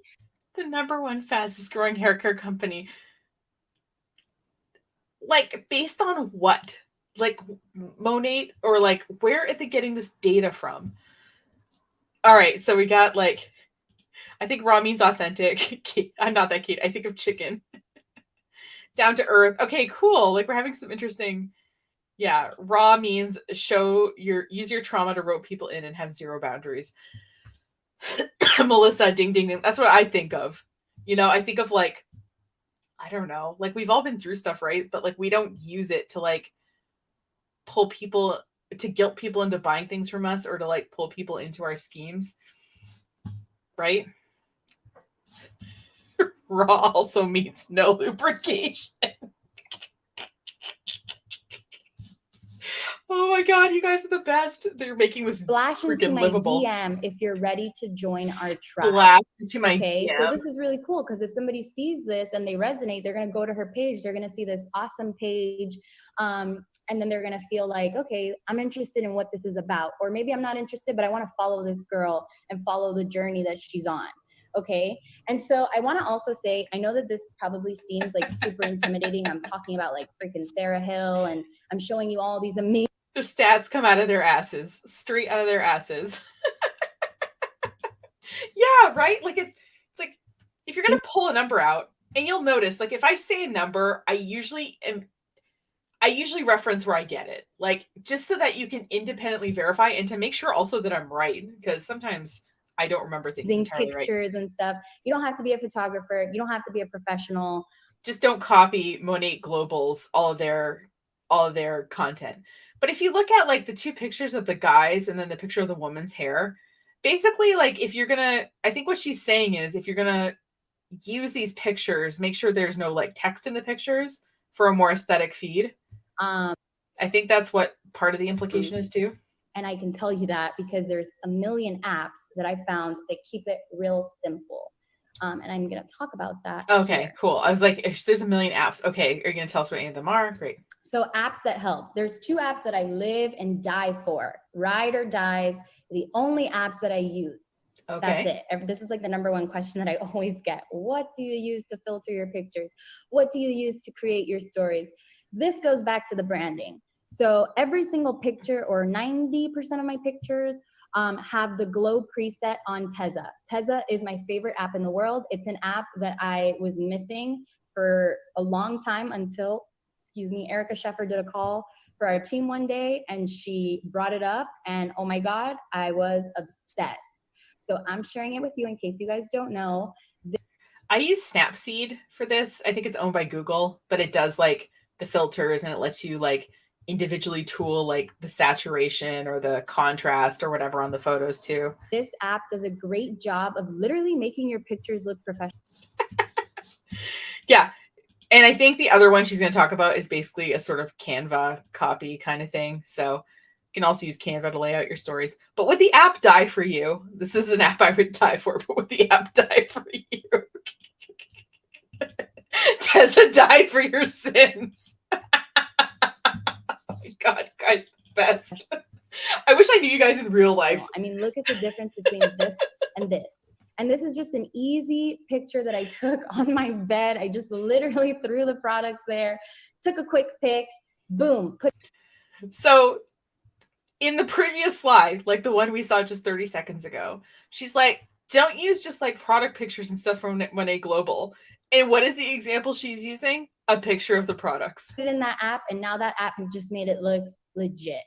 Another app that I love is Unfold. So this goes, again, back to the branding.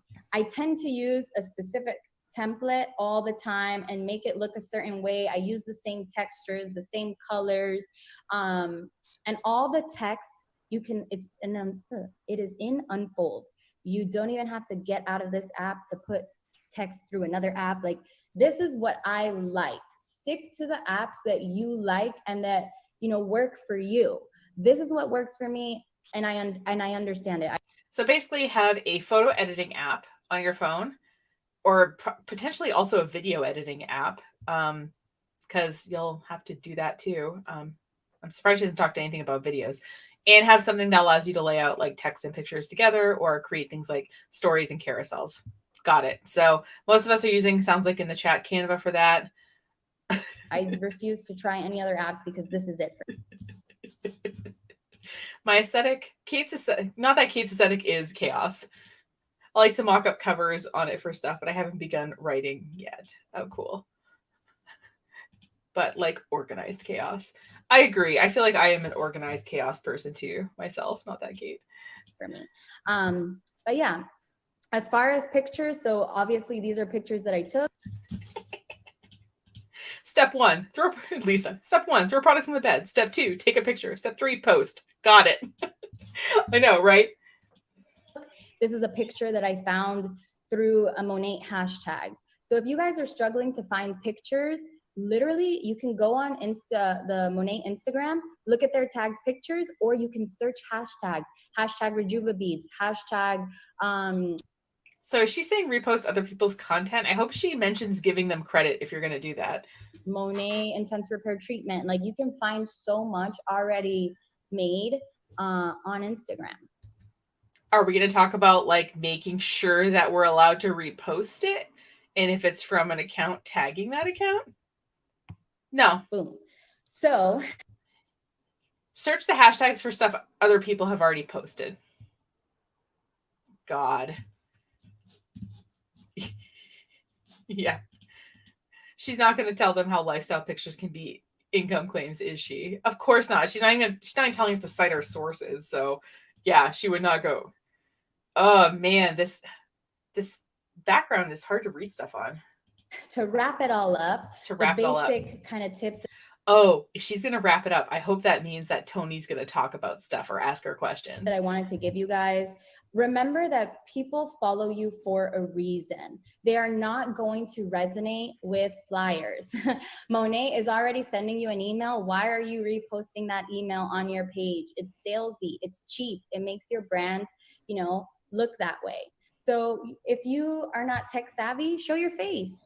Talk about the opportunity, talk about the products, educate people on why our company is so different. There is so much to say about our industry, especially because I'm somebody who knew nothing about direct sales, especially on the beauty and skincare market. I knew nothing about that as well. Educate on our products. So, hey, our products are naturally based. So are a lot of other products. They're vegan, they're cruelty-free. So are a lot of other products. Why are they different? Because we use ingredients specific to us. It is your job to educate. Education is what's going to open people's minds up, right? You're not open. But the thing is, what they don't understand, and what is like, my friend from high school who's deciding to sell money right now, like, what do they know about hair health, right? Like, you copied off of me in anatomy and biology. Like, what do you know about hair health? You know what I mean? Like, it's more of that. Like, how is it that this person can carry me through a journey, especially if I'm having specific hair issues? Like, maybe I'm having hair loss, or maybe I'm having like specific issues with my hair. Like, I want it to do something and it's not quite doing that, or whatever, It's like opening anybody's mind up when you're trying to lure them into this opportunity. When you say the quiet part out loud, and they're going to make great money or drive a free car or go on free trips. You have to kind of open up their eyes so they're like, wow, I never thought of it that way. So you can't tell them they're going on a free trip, but you're going to post lots of pictures of when you go on vacation. It's like that indirect income claim thing that, that like Emery says, like, if you post these kind of pictures, it sort of implies that that this company is funding your lifestyle, right? And that's been when I do this series, my whole thing is I look at the gurus and I say, like, it's sort of like they artificially attribute their success to like how well they've marketed themselves or whatever. And the thing is, it's really not that true. Trillin Hall, found your channel from DC Rec. Your personality made me subscribe. Thanks so much. I really appreciate that. And yeah, and if you like this, feel free to subscribe. I'm trying to get to 1,000 by the end of the year. I keep hovering at that 546 mark, and I don't know what it is, but I'll get like 547, and then someone will unsubscribe, and I'll be back to 546, or maybe it's 64. I can't remember. I mix up numbers in my head, but anyway, like, I'd love to get to 1,000 so I can monetize. That'd be fantastic. So thanks to everybody who's willing to do that. But you are not obligated. You can watch the other stuff in the channel if you want to decide first. When you're talking to somebody who maybe is an entrepreneur thinking about opening up a business, like, do you know that 58% of businesses fail in their first 5 years? Do you know 99% of people in network marketing lose money? Did you know that you have a better chance of earning money by going to Vegas and gambling than you do joining a multi-level marketing company? Just saying, like, if you pick what stats you're going to trot out, like, we can, on the anti-MLM side, we can pick out better stats than these people can. Those are some of the things that I talk about openly on social media, because people don't know, they don't realize, they're not thinking about it. Yeah, they are. There's a reason. Okay, all right, I'm going to get on my soapbox for a fucking second here. So I get approached by these people, right? They're like, you should join. And I'm like, I already have a business. And that's not enough to deter them. So what I want to tell is most people, and if you look at like the Brian Carruthers video I did and some other ones, basically people are looking for, work from home opportunities, or looking for ways to make more money. Because like everything's getting more expensive. They need more money. They have kids. There's plenty of reasons. Healthcare is ridiculous in the United States, whatever, right? So they act like most people have not considered entrepreneurship as an option, when the reality is that a lot of people just need to make money and they can't take the risk. So when she says something like, oh, it's like people don't know that it's an option. Yes, people understand the option, but they also understand the risks of it, which is why they're making a different choice. So whenever these people are like, oh, like, everybody should start a business. I'm telling you, like, listen, like, if you want to, I am in your corner. I want you to start a service-based business so that you don't lose a lot of money. And like, let's say your dream is to own a clothing boutique. Great. Maybe you start sewing, or something as a service, modifying clothes. Maybe you start reselling stuff you get, from thrift stores and things like that. And you work your way up to that so that it's not as big of a financial risk as opening a boutique just, without any kind of experience. Right. But this whole, like, we all have to start businesses and that people aren't starting them because they don't know the opportunity is just not true. Hi, Loren. Bonjour. Lauren is in France. Oh, new subscriber. Found you from DC as well. Thanks, Monica. I have a boyfriend. I don't know. I missed that. Wait, I missed the... Oh, she's not going to tell them how lifestyle pictures can be income. Yeah. Yeah, because maybe her boyfriend is paying for it, right? People know, they just don't want to, and they're being polite, right? Exactly. That's what I'm saying, is that when these people say, like, it's like people don't know they can open a business ever. If you're in the United States, we all understand that you can open a business.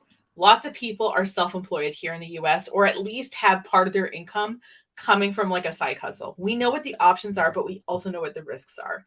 So acting otherwise just makes her sound like she's completely out of touch. In money, we don't have inventory that we have to carry, that all we have to do is invest a one-time fee. And you have to make sales to maintain your rank in order to get our products. It's not even, I don't even like calling it an investment. You're buying products, okay? I don't like calling it an investment because it's not an investment, because you're literally making a retail transaction. I appreciate that, but you have to make sales to maintain your rank.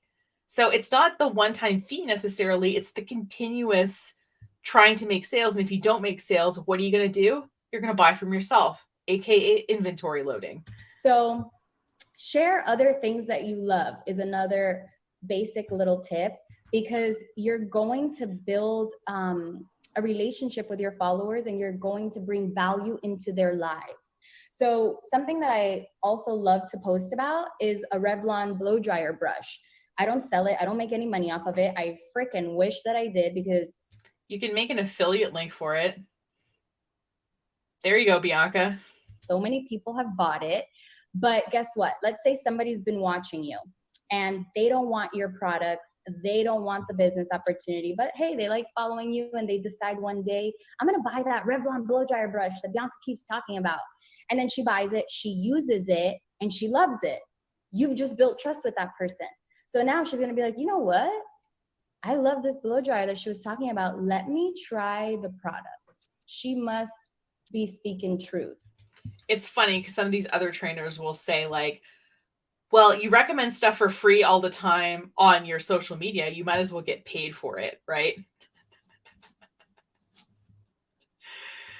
Oh, Loren. Yeah. Thanks for, Loren's been one of my longtime viewers, which I really appreciate, because like, I think in the last year I've gotten like 500 subscribers. So of the people you see, most of them have found me in the last year. Yeah, I don't want to sell shit. Not everyone wants to own a business. I wonder if they make a Pikachu face when I tell them that. And the thing is, what's funny, Monica, is that I'll tell them I already have a business. And if they're like insulted, I'm like, sorry, man, I started this business 15 years ago. I'm sorry I wasn't sitting around waiting for you to contact me. Yeah, they're all selling you something. Exactly. When she talks about them. So you want to kind of build that relationship with your followers. And that's something that I do a lot. And the most important thing is have fun with this. Like, it is not that serious. A lot of it is trial and error. I like to say done is better than perfect. You're never going to have the perfect post. You're never going to have the perfect live. You're never going to have the perfect IGTV. Well, and we know IGTV kind of isn't a thing anymore. I think that just went away 2 years ago, though. And this broadcast is 3 years old. But remember, she's doing lives and she's breaking out in hives when she did a live. She was so uncomfortable. And then when she thinks about the first live to this day, she wants to throw up. Okay, so that's what she wants you to do. None of mine were perfect. And it's okay, because practice makes perfect. And you know what? It's just going to make people relate to you. And I always tell myself, who's meant to be on my team, who's meant to be on this journey with me, will be on this journey with me. I am not going to stress little details. I'm not going to stress, did I say the right things? Did I do everything perfect? Because that's just the way that I choose to look at this. And that's a decision that you guys should make every single day. But if you're relying on this for your full-time income, yeah, part of you is going to worry, like, did I say the right things? Did I turn somebody off? Is there somebody I've been kind of working on to join my team for a while? And did I just say something like calling her a mommy that completely turned her off? Right. So like people have these legitimate worries because these income producing activities theoretically are tied to their potential income. This is not something to stress. This is not something to get discouraged about. This is something to explore. This is something to, learn from others. When I started this, everything that I learned here, posts and all this stuff, like how to educate people, was following other girls in the business. Okay, this girl, she's executive director. She's making this much. She's a college student like me. What is she doing? Because I'm gonna be where she's at. Done and done. So I would watch them, look at their posts, screenshot things that I liked, put it in a folder, revisit, recreate, put my twist on it. Okay, so do these little things, and I promise daily you're gonna find a difference. But that's the thing. You gotta do this consistently. You can't be half in, half out. If you're gonna post on social. So it's not that serious, but you can't be half in and half out. God, these people. Yeah, DC. Yeah, we've had some.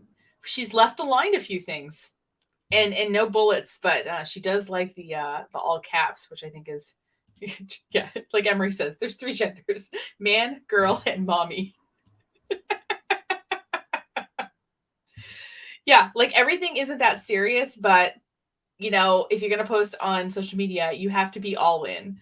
So I love how basic all these trainings are. Like, and here's the thing, and I just looked it up in my other tab because I was like, when did Instagram Reels start? They started in 2020. So this was recorded prior to Instagram Reels, which is why she doesn't mention them, which makes sense. But at the same time, like, why aren't you talking about, so she's talking a little bit about live videos, but she's not saying like, okay, what's your strategy with live videos? How do they fit in with the rest of the content you're posting?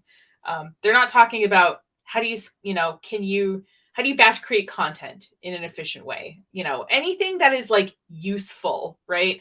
It's just this general, like, think about your audience, not how to find them or how to figure out who your audience is, but think about your audience, post content about between 3 and 5 things, but also be raw and real, and don't take this seriously, but also you need to be all in. So yeah, that's all we've learned today so far. Social media, you got to post every single day. You don't have to post 100 times a day, but you have to post at least once. Because remember too that not everybody is watching your page every single day. Maybe you post one thing one day and then another thing another day, and people don't even know that they missed it the last time. So you have to be consistent, because consistency is what builds relationships. It's what builds trust. People, they want to see that you're serious and you're not going through some phase, that you're in it to win it. I wouldn't want to buy products with somebody who only posts once a week. I wouldn't want to join somebody's team who, posts here and there. I am so curious. We're going to look at how often Tony posts after this. I want to join the girl who's in it to win it. So that's kind of what I had for you guys. Don't know if we want to open it up for questions. Ooh, 20 minutes of questions. I can't believe she talked for 36 minutes about this. Yeah, let's go to another thing I hate about MLM, the mom shame because she works outside the home. I 100% agree with that. Like I said, I'm not a mother, but the way that they attack mothers for like not being home with your babies, and then, oh, if you're home with your babies, oh, you're not bringing in income. They're like getting you for both sides, and it really is just gross.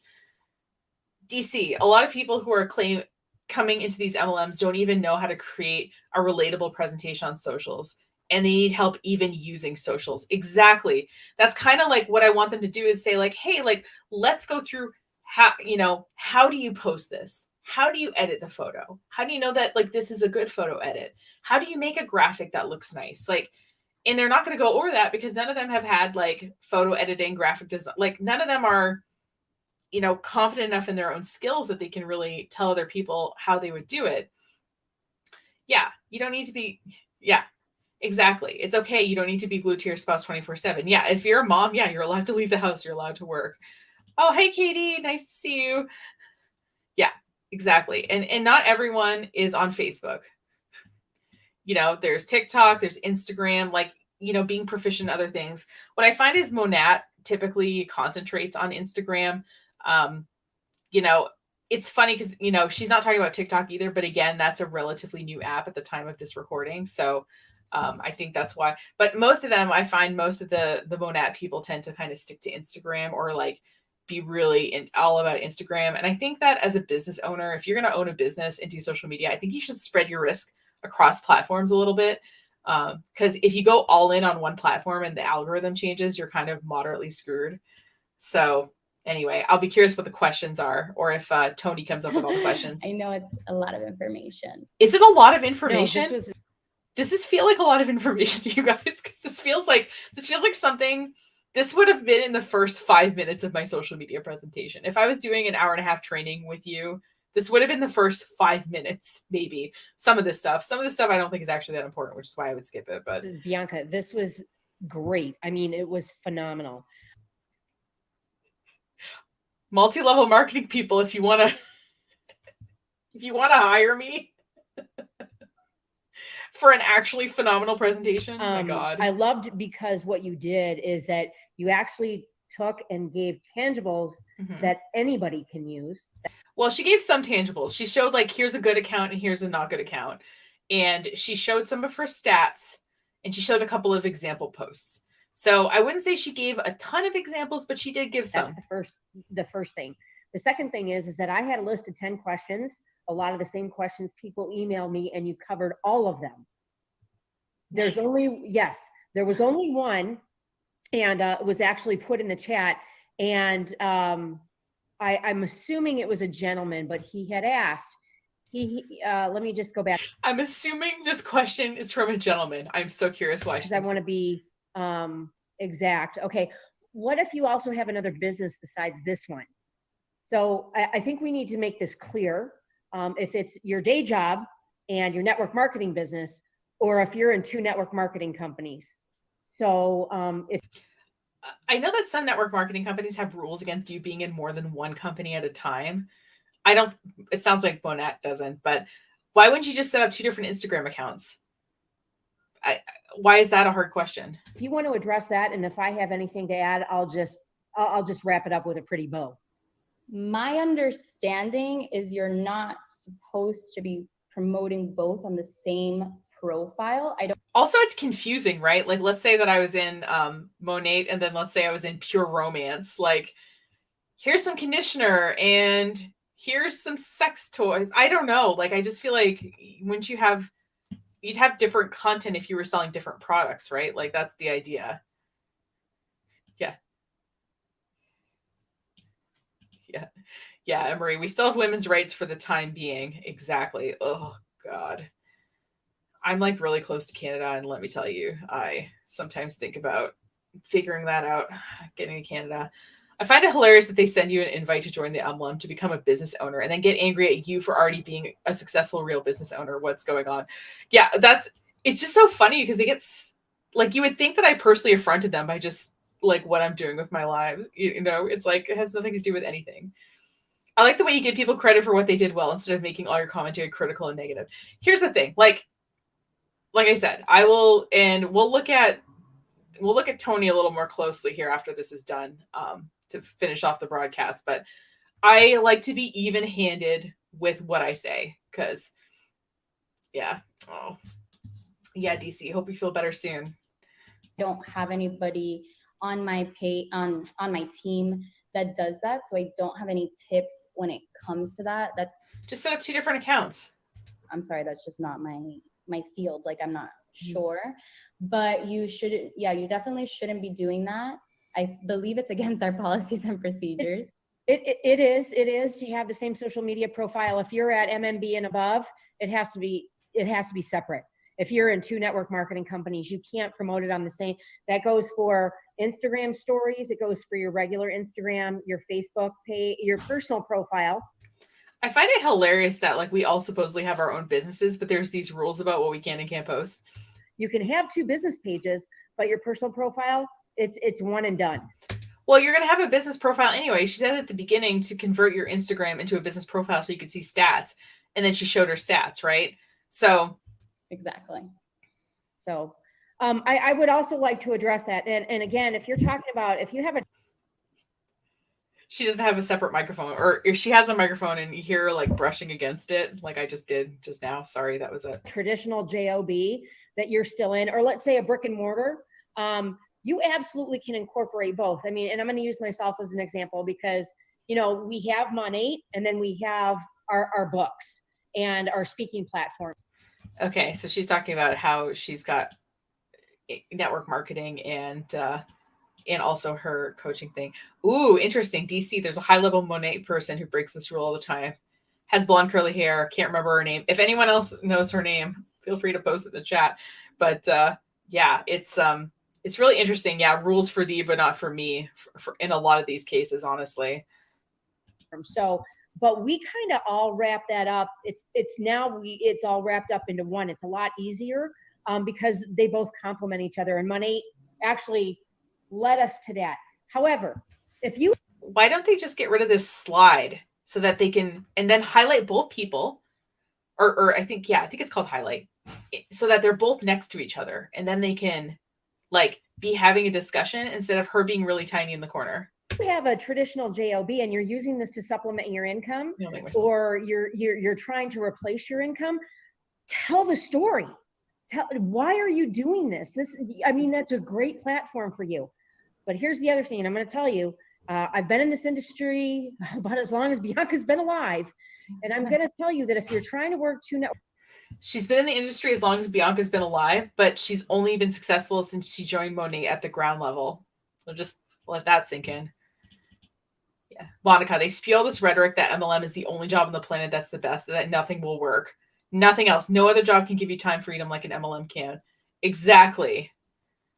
Yeah. So yeah, you can so they only oppose this rule if it's another network marketing company, probably because of recruiting conflict. Yeah, that's probably what it is, Emery. Like, it doesn't seem like if you had like a legit, what did she say? A traditional business. I think that's what Tony called it in her profile. She had 2 traditional businesses before. Yeah, and it is mind-boggling that they believe this stuff. And the thing is, like, I guess if you are pitched, like if anything that you do is your fault if it doesn't work, I think a lot of people internalize when they're not successful at multi-level marketing. And it makes me really angry because I know some very like smart, amazing people who failed at network marketing, but are thriving in their life now that they're out of network marketing, or outside of, I guess we could say, because they like to be inside of. Network marketing companies and trying to be successful, it will never work. There's never been anybody that's been able to be successful in 2 different companies. How do you know that, Tony? It's almost like you're going in too many directions. You don't have that laser beam focus. So I run 2 companies. I should say that right now. So I run my marketing company, which is what makes most of the money, but I also have 2 co-working spaces. So I do run 2 businesses. I think they're complementary because I need office space. And then when someone's in the co-working space and they're like, what do you do? I'm like, well, marketing. And so we've gotten actually 2 of our biggest clients, actually, just because I was sitting next to them in our co-working space and we just talked one day. So I think you can run 2 businesses. I don't think you need the laser focus, but I think if they're 2 MLM businesses, you're probably not going to be really successful. Yeah. So Monica, I prefer a real job that pays me, gives me benefits. I have retirement after 20 years. I clock in, I clock out. I don't think about my job the rest of the day. And I think that's the thing is like, when these people shame you for like not being a business owner, it's not like being a business owner makes you like better or worse. It's just an option, which is why it's like, if people want to talk to me about it, I'm in. But also if they're like, hey, I just want to get a job, I'm never going to shame anyone for that. I think that is a perfectly valid thing to do for a lot of people. All right. Thanks, ladies on lines, for coming by. Have a great day. All right. We'll see what the rest of these questions are. I'm going to tell you right now, if it is two different network marketing companies, then you got to pick one and you got to go with it. Exactly. So I saw somebody mention photography business. Follow Sarah Hill, first of all, because she's a photographer. She does Monat, and she does a great job of combining everything. But I would just say, like, combine it the same way you would anything else in your life. Like, it's really not that serious.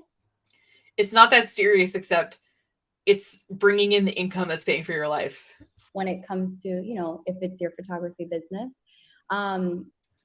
I would say also what I forgot to mention was you need to post 80% about your life, 20% about Monat. So if your life is photography and that is a huge part about who you are, then share that. Don't feel like you can't because now you're some Monat girl and all you have to post about is Monat. That's not how it is. Obviously, when you start versus as you develop over time in this company, now I post a lot more about Monat because it's my life. And oh my God, can you imagine? I don't care what anybody has to say about it. I love this company, so I share it a lot. But, as you're getting started and as you're warming up your market and your audience, you can post 80% about you, your life, your hobbies, what you have going on, your interests, and 20% about the company. Because what happens is if you first start this opportunity and you're posting. All right. Let's see. I'm just catching up on the chat. Monica has 3 years to go before she's able to retire. Monica, congratulations. 3 years will pass very quickly, I think. And yeah, I would hate having a public profile about my life. Me too. Like I own a marketing company, but like if you follow like my personal I don't post a lot because like I don't know, I'm like parts of my life are pretty private to me. So listen, I don't know if I want to keep listening to this. I kind of want to go look at more effing simple stuff. So if you guys would post, okay, like I don't know, post 1 in the chat if you want me to keep watching this, or post 2 if you want me to go look at maybe some short videos from Effing Simple that we can comment on. So 1 to keep watching, as it looks like we have about 15 minutes left. 2 to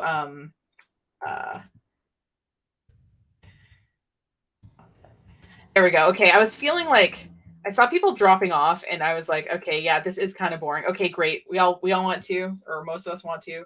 Great. So what I'm going to do is I'm going to make myself big for a second and I'm going to exit screen. I'm going to pull up her, we're going to look at her Instagram reels because I feel like, and there we go. I'm just seeing, okay, got it. It's one of those things where like, I can't tell because there we go. Chrome tab. Okay.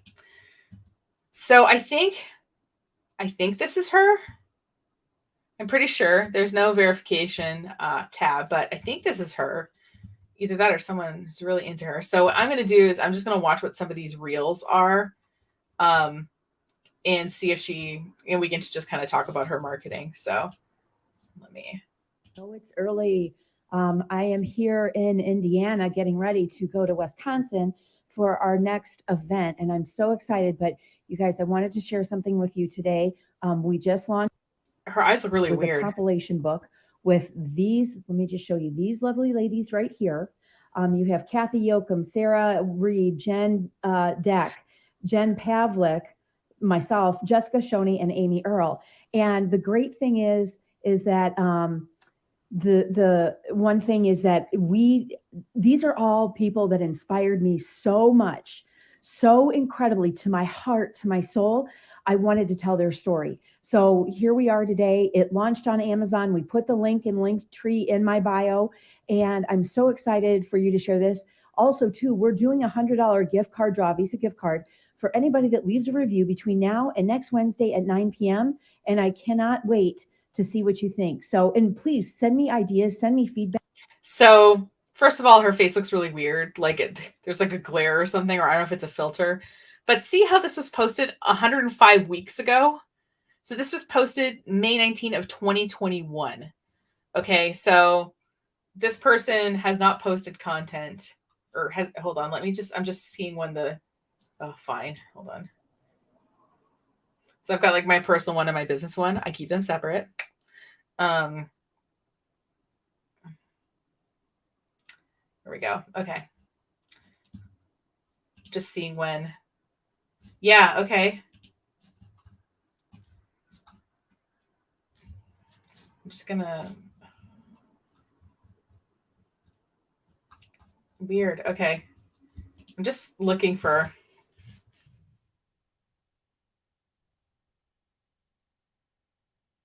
Just seeing what's hashtag effing simple to see if she's like changed. Oh, okay. All right. This makes more sense to me. I'm just seeing when this one was posted. Okay, 1 day ago. Okay. This makes more sense to me because I was like, yeah, okay, cool. So she goes by Tony Vance official. Vance Choik, I think is how she pronounces her name. But again, if she was presenting on my stage, I would learn how to pronounce her name. So let's look at some of her reels. And okay. All right. We're just going to watch some of these. Everyone, hello. How are you? So we're just going to wait here for our two other guests to get on with us. But I'm Tony. I'm Jay. Yeah. All right. So we're ready to rock and roll, you guys. So I'm going to go ahead and see if I can add our guests. Okay. So it looks like, oh, and I can't fast forward or anything. Instagram. With one of my really good friends who's dreamt of doing this since she was 8 years old. 8 years old.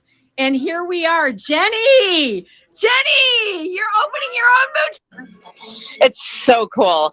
So cool. Okay, so she's shaky. The sound is cutting off. And like the light source is behind her, so you can't see her. 6 years, 5.5 years.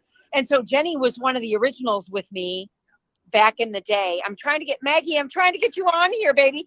Hey, what's happening? Oh, I'm just getting ready to head to the pond with the girls for a little fun.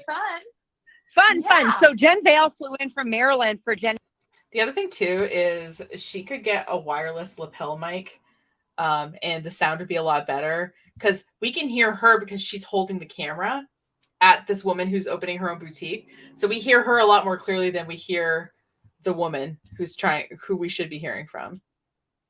Yeah. She's excited because she's the one going. Her downline put in the effort for her to go, but they're not going. Yes. Imagine working harder to send someone else on a trip. Yes, Monica, exactly. This is cursed, Emery. Yeah, I agree.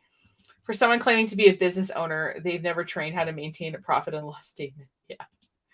Yeah, her social media is pretty insufferable. Like, look at how shaky this is and like the zooming. Oh my God. Okay, I'm just going to go to the next one because. Good afternoon, everyone. Definitely. Why are you wearing a hat?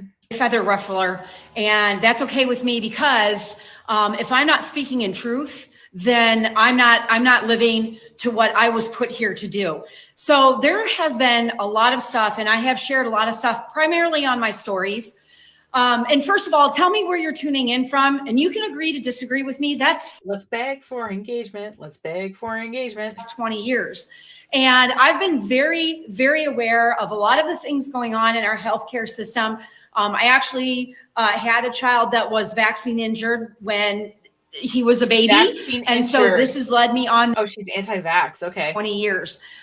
This is also why we only do holistic care, and our chiropractor is our main modality as far as our health and wellness. So he's my primary care physician.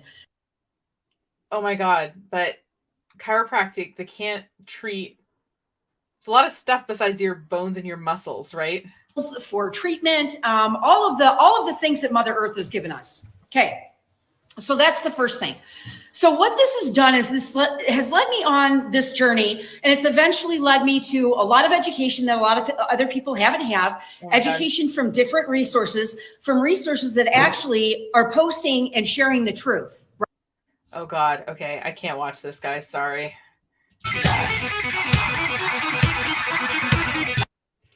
Tony Vance Choik has worked in the e-commerce industry for over 20 years, launching startups into momentum I don't know what that means.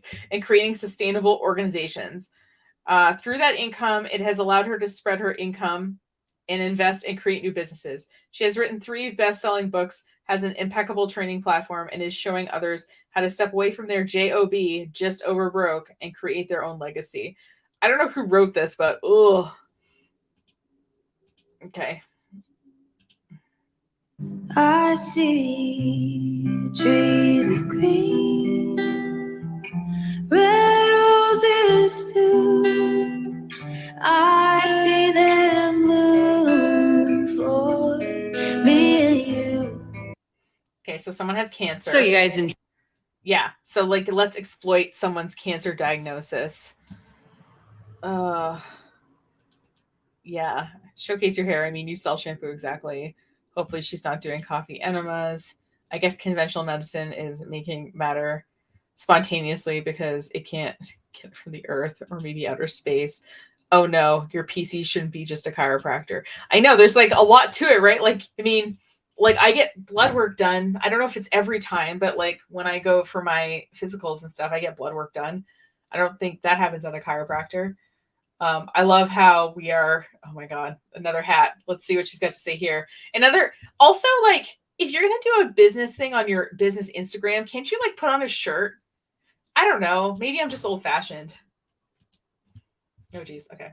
Bagwires hat because I'm going to be down in St. Augie this week. Catherine and I are going to be going down celebrating the grand opening of one of my besties' new boutique. Guys, she's had this dream since she was 8. So this is really cool. So anyways, I just got back this weekend from Chicago. Super excited to be here, but I'm going to tell you what, I've had multiple conversations over the last couple of days, and I want y'all to stop dicking around in your life. Stop dicking around in your business. Stop playing small. Stop doing, just enough to get by. Stop with the mediocrity. Live in the gratitude. Live in the moments that you know that you can do great things and that you can scale and you can be the best that you can be. That's what I want for you. That's what anybody who's a coach that is mentoring you, that wants to see you win, that's what they want for you. So you know what? My question to you is, when are you going to stop dicking around in your life? When are you going to stop playing small? When are you going to stop with the mediocrity? That's up to you. I don't know. I think it's pretty mediocre to show up in a bathing suit and yell at me about dicking around in my life. But okay, I'm going to watch a few more of these. So I am here in southern eastern Illinois, in Neoga, Illinois, and you guys, we are here at Ashley's dad's bar, the Roadhouse. So if you're within an hour driving distance, oh, this weird. I don't know. Is this person supposed to be inspiring? Foggy day here in the Low Country. Boy, oh boy. So okay, I just got done with another networking lunch. Really. Okay, she's wearing a shirt, so good on her. Getting out there, building, community relationships and that local relationship capital. I'm so super excited. So tonight we have our very first face-to-face legacy wealth meeting. This is for women, designed by women, and I'm really excited to. Why is it for women, designed by women? Does money have a gender? Am I missing something? Partner. What we're really excited to partner with more people doing this. So you're going to be hearing from some amazing ladies. Okay, I don't know if that's my computer or. Good afternoon, everyone. Don't mind me. I'm just letting my curls dry before I comb it out. Going to be going out, changing some lives today. So I'm just super, super excited. Let me, this is going to be the first time Kathy. Oh my God. Okay. I don't know if I can, I just like want to see her like a marketing, like, does she have marketing tips? It's all like mindset and stuff now. And I'm just looking at her feed. Let me start from the top. Sorry, didn't mean to start. So there's events before and after, featured testimonials about me and what I do. So here's her posts. So the purple hair is, what's a before and after? The Power of Vegan Skincare. Oh, it's a skincare. I was trying to figure out like it just looks like she's tanner and has eyelashes. Does her skin look that different to you? It looks like maybe she's lost a little weight in her face. I thought this was about her hair, like before and after. I thought like, oh, I had short hair, now I have long hair. Like, I wasn't quite sure about that. So it looks like purple hair. She's on stage. It looks like she took a series of pictures because she was wearing a shirt. So like, let's go for it. Because while I'm wearing a shirt, let's get some. We got some product photos. Oh my God.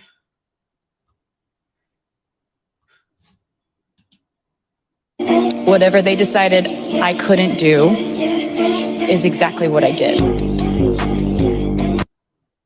Whatever they decided. Oh my God. Oh my God. Okay. All right. I didn't realize functional medicine was more legit than I thought. Emery. As a gay man, I hope I never stop dicking around. I hope you don't either, Emery. Oh, perfectly happy to be mediocre. It is way less stressful. Thanks. Yeah, absolutely not that, Kate. Yeah, stop dicking around. Work harder and make money off of, so I can make money off of you so I get paid at your expense. Monica. Yeah, from Monica. Oh my God. Oh my God. So the emojis of both Kate and Emery are yeah. This post is so cringe. No one cares. Exactly. So what I really hate is when people become successful in business and then attribute it to their own marketing, when really it's that you joined Monate in 2014 as like literally one of the first people, and that's why you're at the top of the pyramid. And so acting like this is the kind of thing you should be doing in your business marketing and it will make you successful. I'm here to tell you that nobody wants to watch this. Like, we're watching this, like we're cringe watching this. Exactly. We're closing our eyes even. So if you want to use marketing to build your business and you want to find some things not to do, I would say you could follow this person. Again, she doesn't have to market because she has a big downline. So she doesn't have to do that anymore. Yes, people passing off good luck is good business. Exactly. Or like sometimes you'll see people like, they'll be like, oh, I have this marketing business and I do real estate. And sometimes what it is that the real estate business is funding the other company. But the way that they say it, it's almost like they're really successful from the marketing business. I don't know. Anyway, I guess my point is that I will keep reviewing these people and show that not only is the list of these people never ending from all different MLMs and also just from, the marketing grifter spaces. I just want to show people that like these people will keep coming and we can talk about thousands of these people, but they all have things in common that we can look out for. Lifestyle claims, saying that you should do things in your marketing that they themselves are not doing in their own marketing, bragging. Yeah, it's just so hard. I watch MLM to feel better about choices that I've made. I thought when he was in trouble, I don't think they're doing so well. Yeah, exactly. So, but at the same time, if you've made multiple 8 figures for a few years in a row, hopefully you've thrown that money in like some real estate or a retirement account or some other investments so that you don't have to keep making that level of wealth to live your lifestyle. I'm hoping she's done that, so that she can continue in the lifestyle which she's become accustomed. But for the rest of us, there's lots of people who know about marketing. It's not just me. And there is nothing wrong with you not wanting to do these kind of things, not wanting to recruit people into a business, not wanting to post flashy lifestyle stuff. The reason is because you have a conscience. And yeah, so anyway. I don't think Effing Simple knows much about marketing. I think the co-branding of her name and Effing Simple is a little bit confusing. Like just the fact that it took me a while, I had to search the Effing Simple hashtag to find her Instagram is a little bit odd to me. I think the Instagram account that I was originally looking at is actually linked off of her website. So she doesn't seem like the most organized person in the world, but yeah, anyway. Thanks so much for watching, everyone. If you have gurus that you want me to react to, feel free to leave them as a comment on the stream, or you can fill out the contact form of my website if you want a little bit more privacy. If you want to lightly keep in touch, you can clearly subscribe to the channel. We also have a monthly email newsletter that you can subscribe to. If you go to that page, you can see previous issues to see what you're getting into. So it literally is something I only send once a month, I promise. And yeah, I appreciate all of you watching. The last couple of lives have had multiple people and really funny people and really smart people. So thank you for being the funny and smart live watchers. And if you're in the replay, feel free to leave comments as well, and click on the live chat if you want to follow the conversation going on there. And appreciate you all. Have a great rest of your day, and I will see you next time. Take care.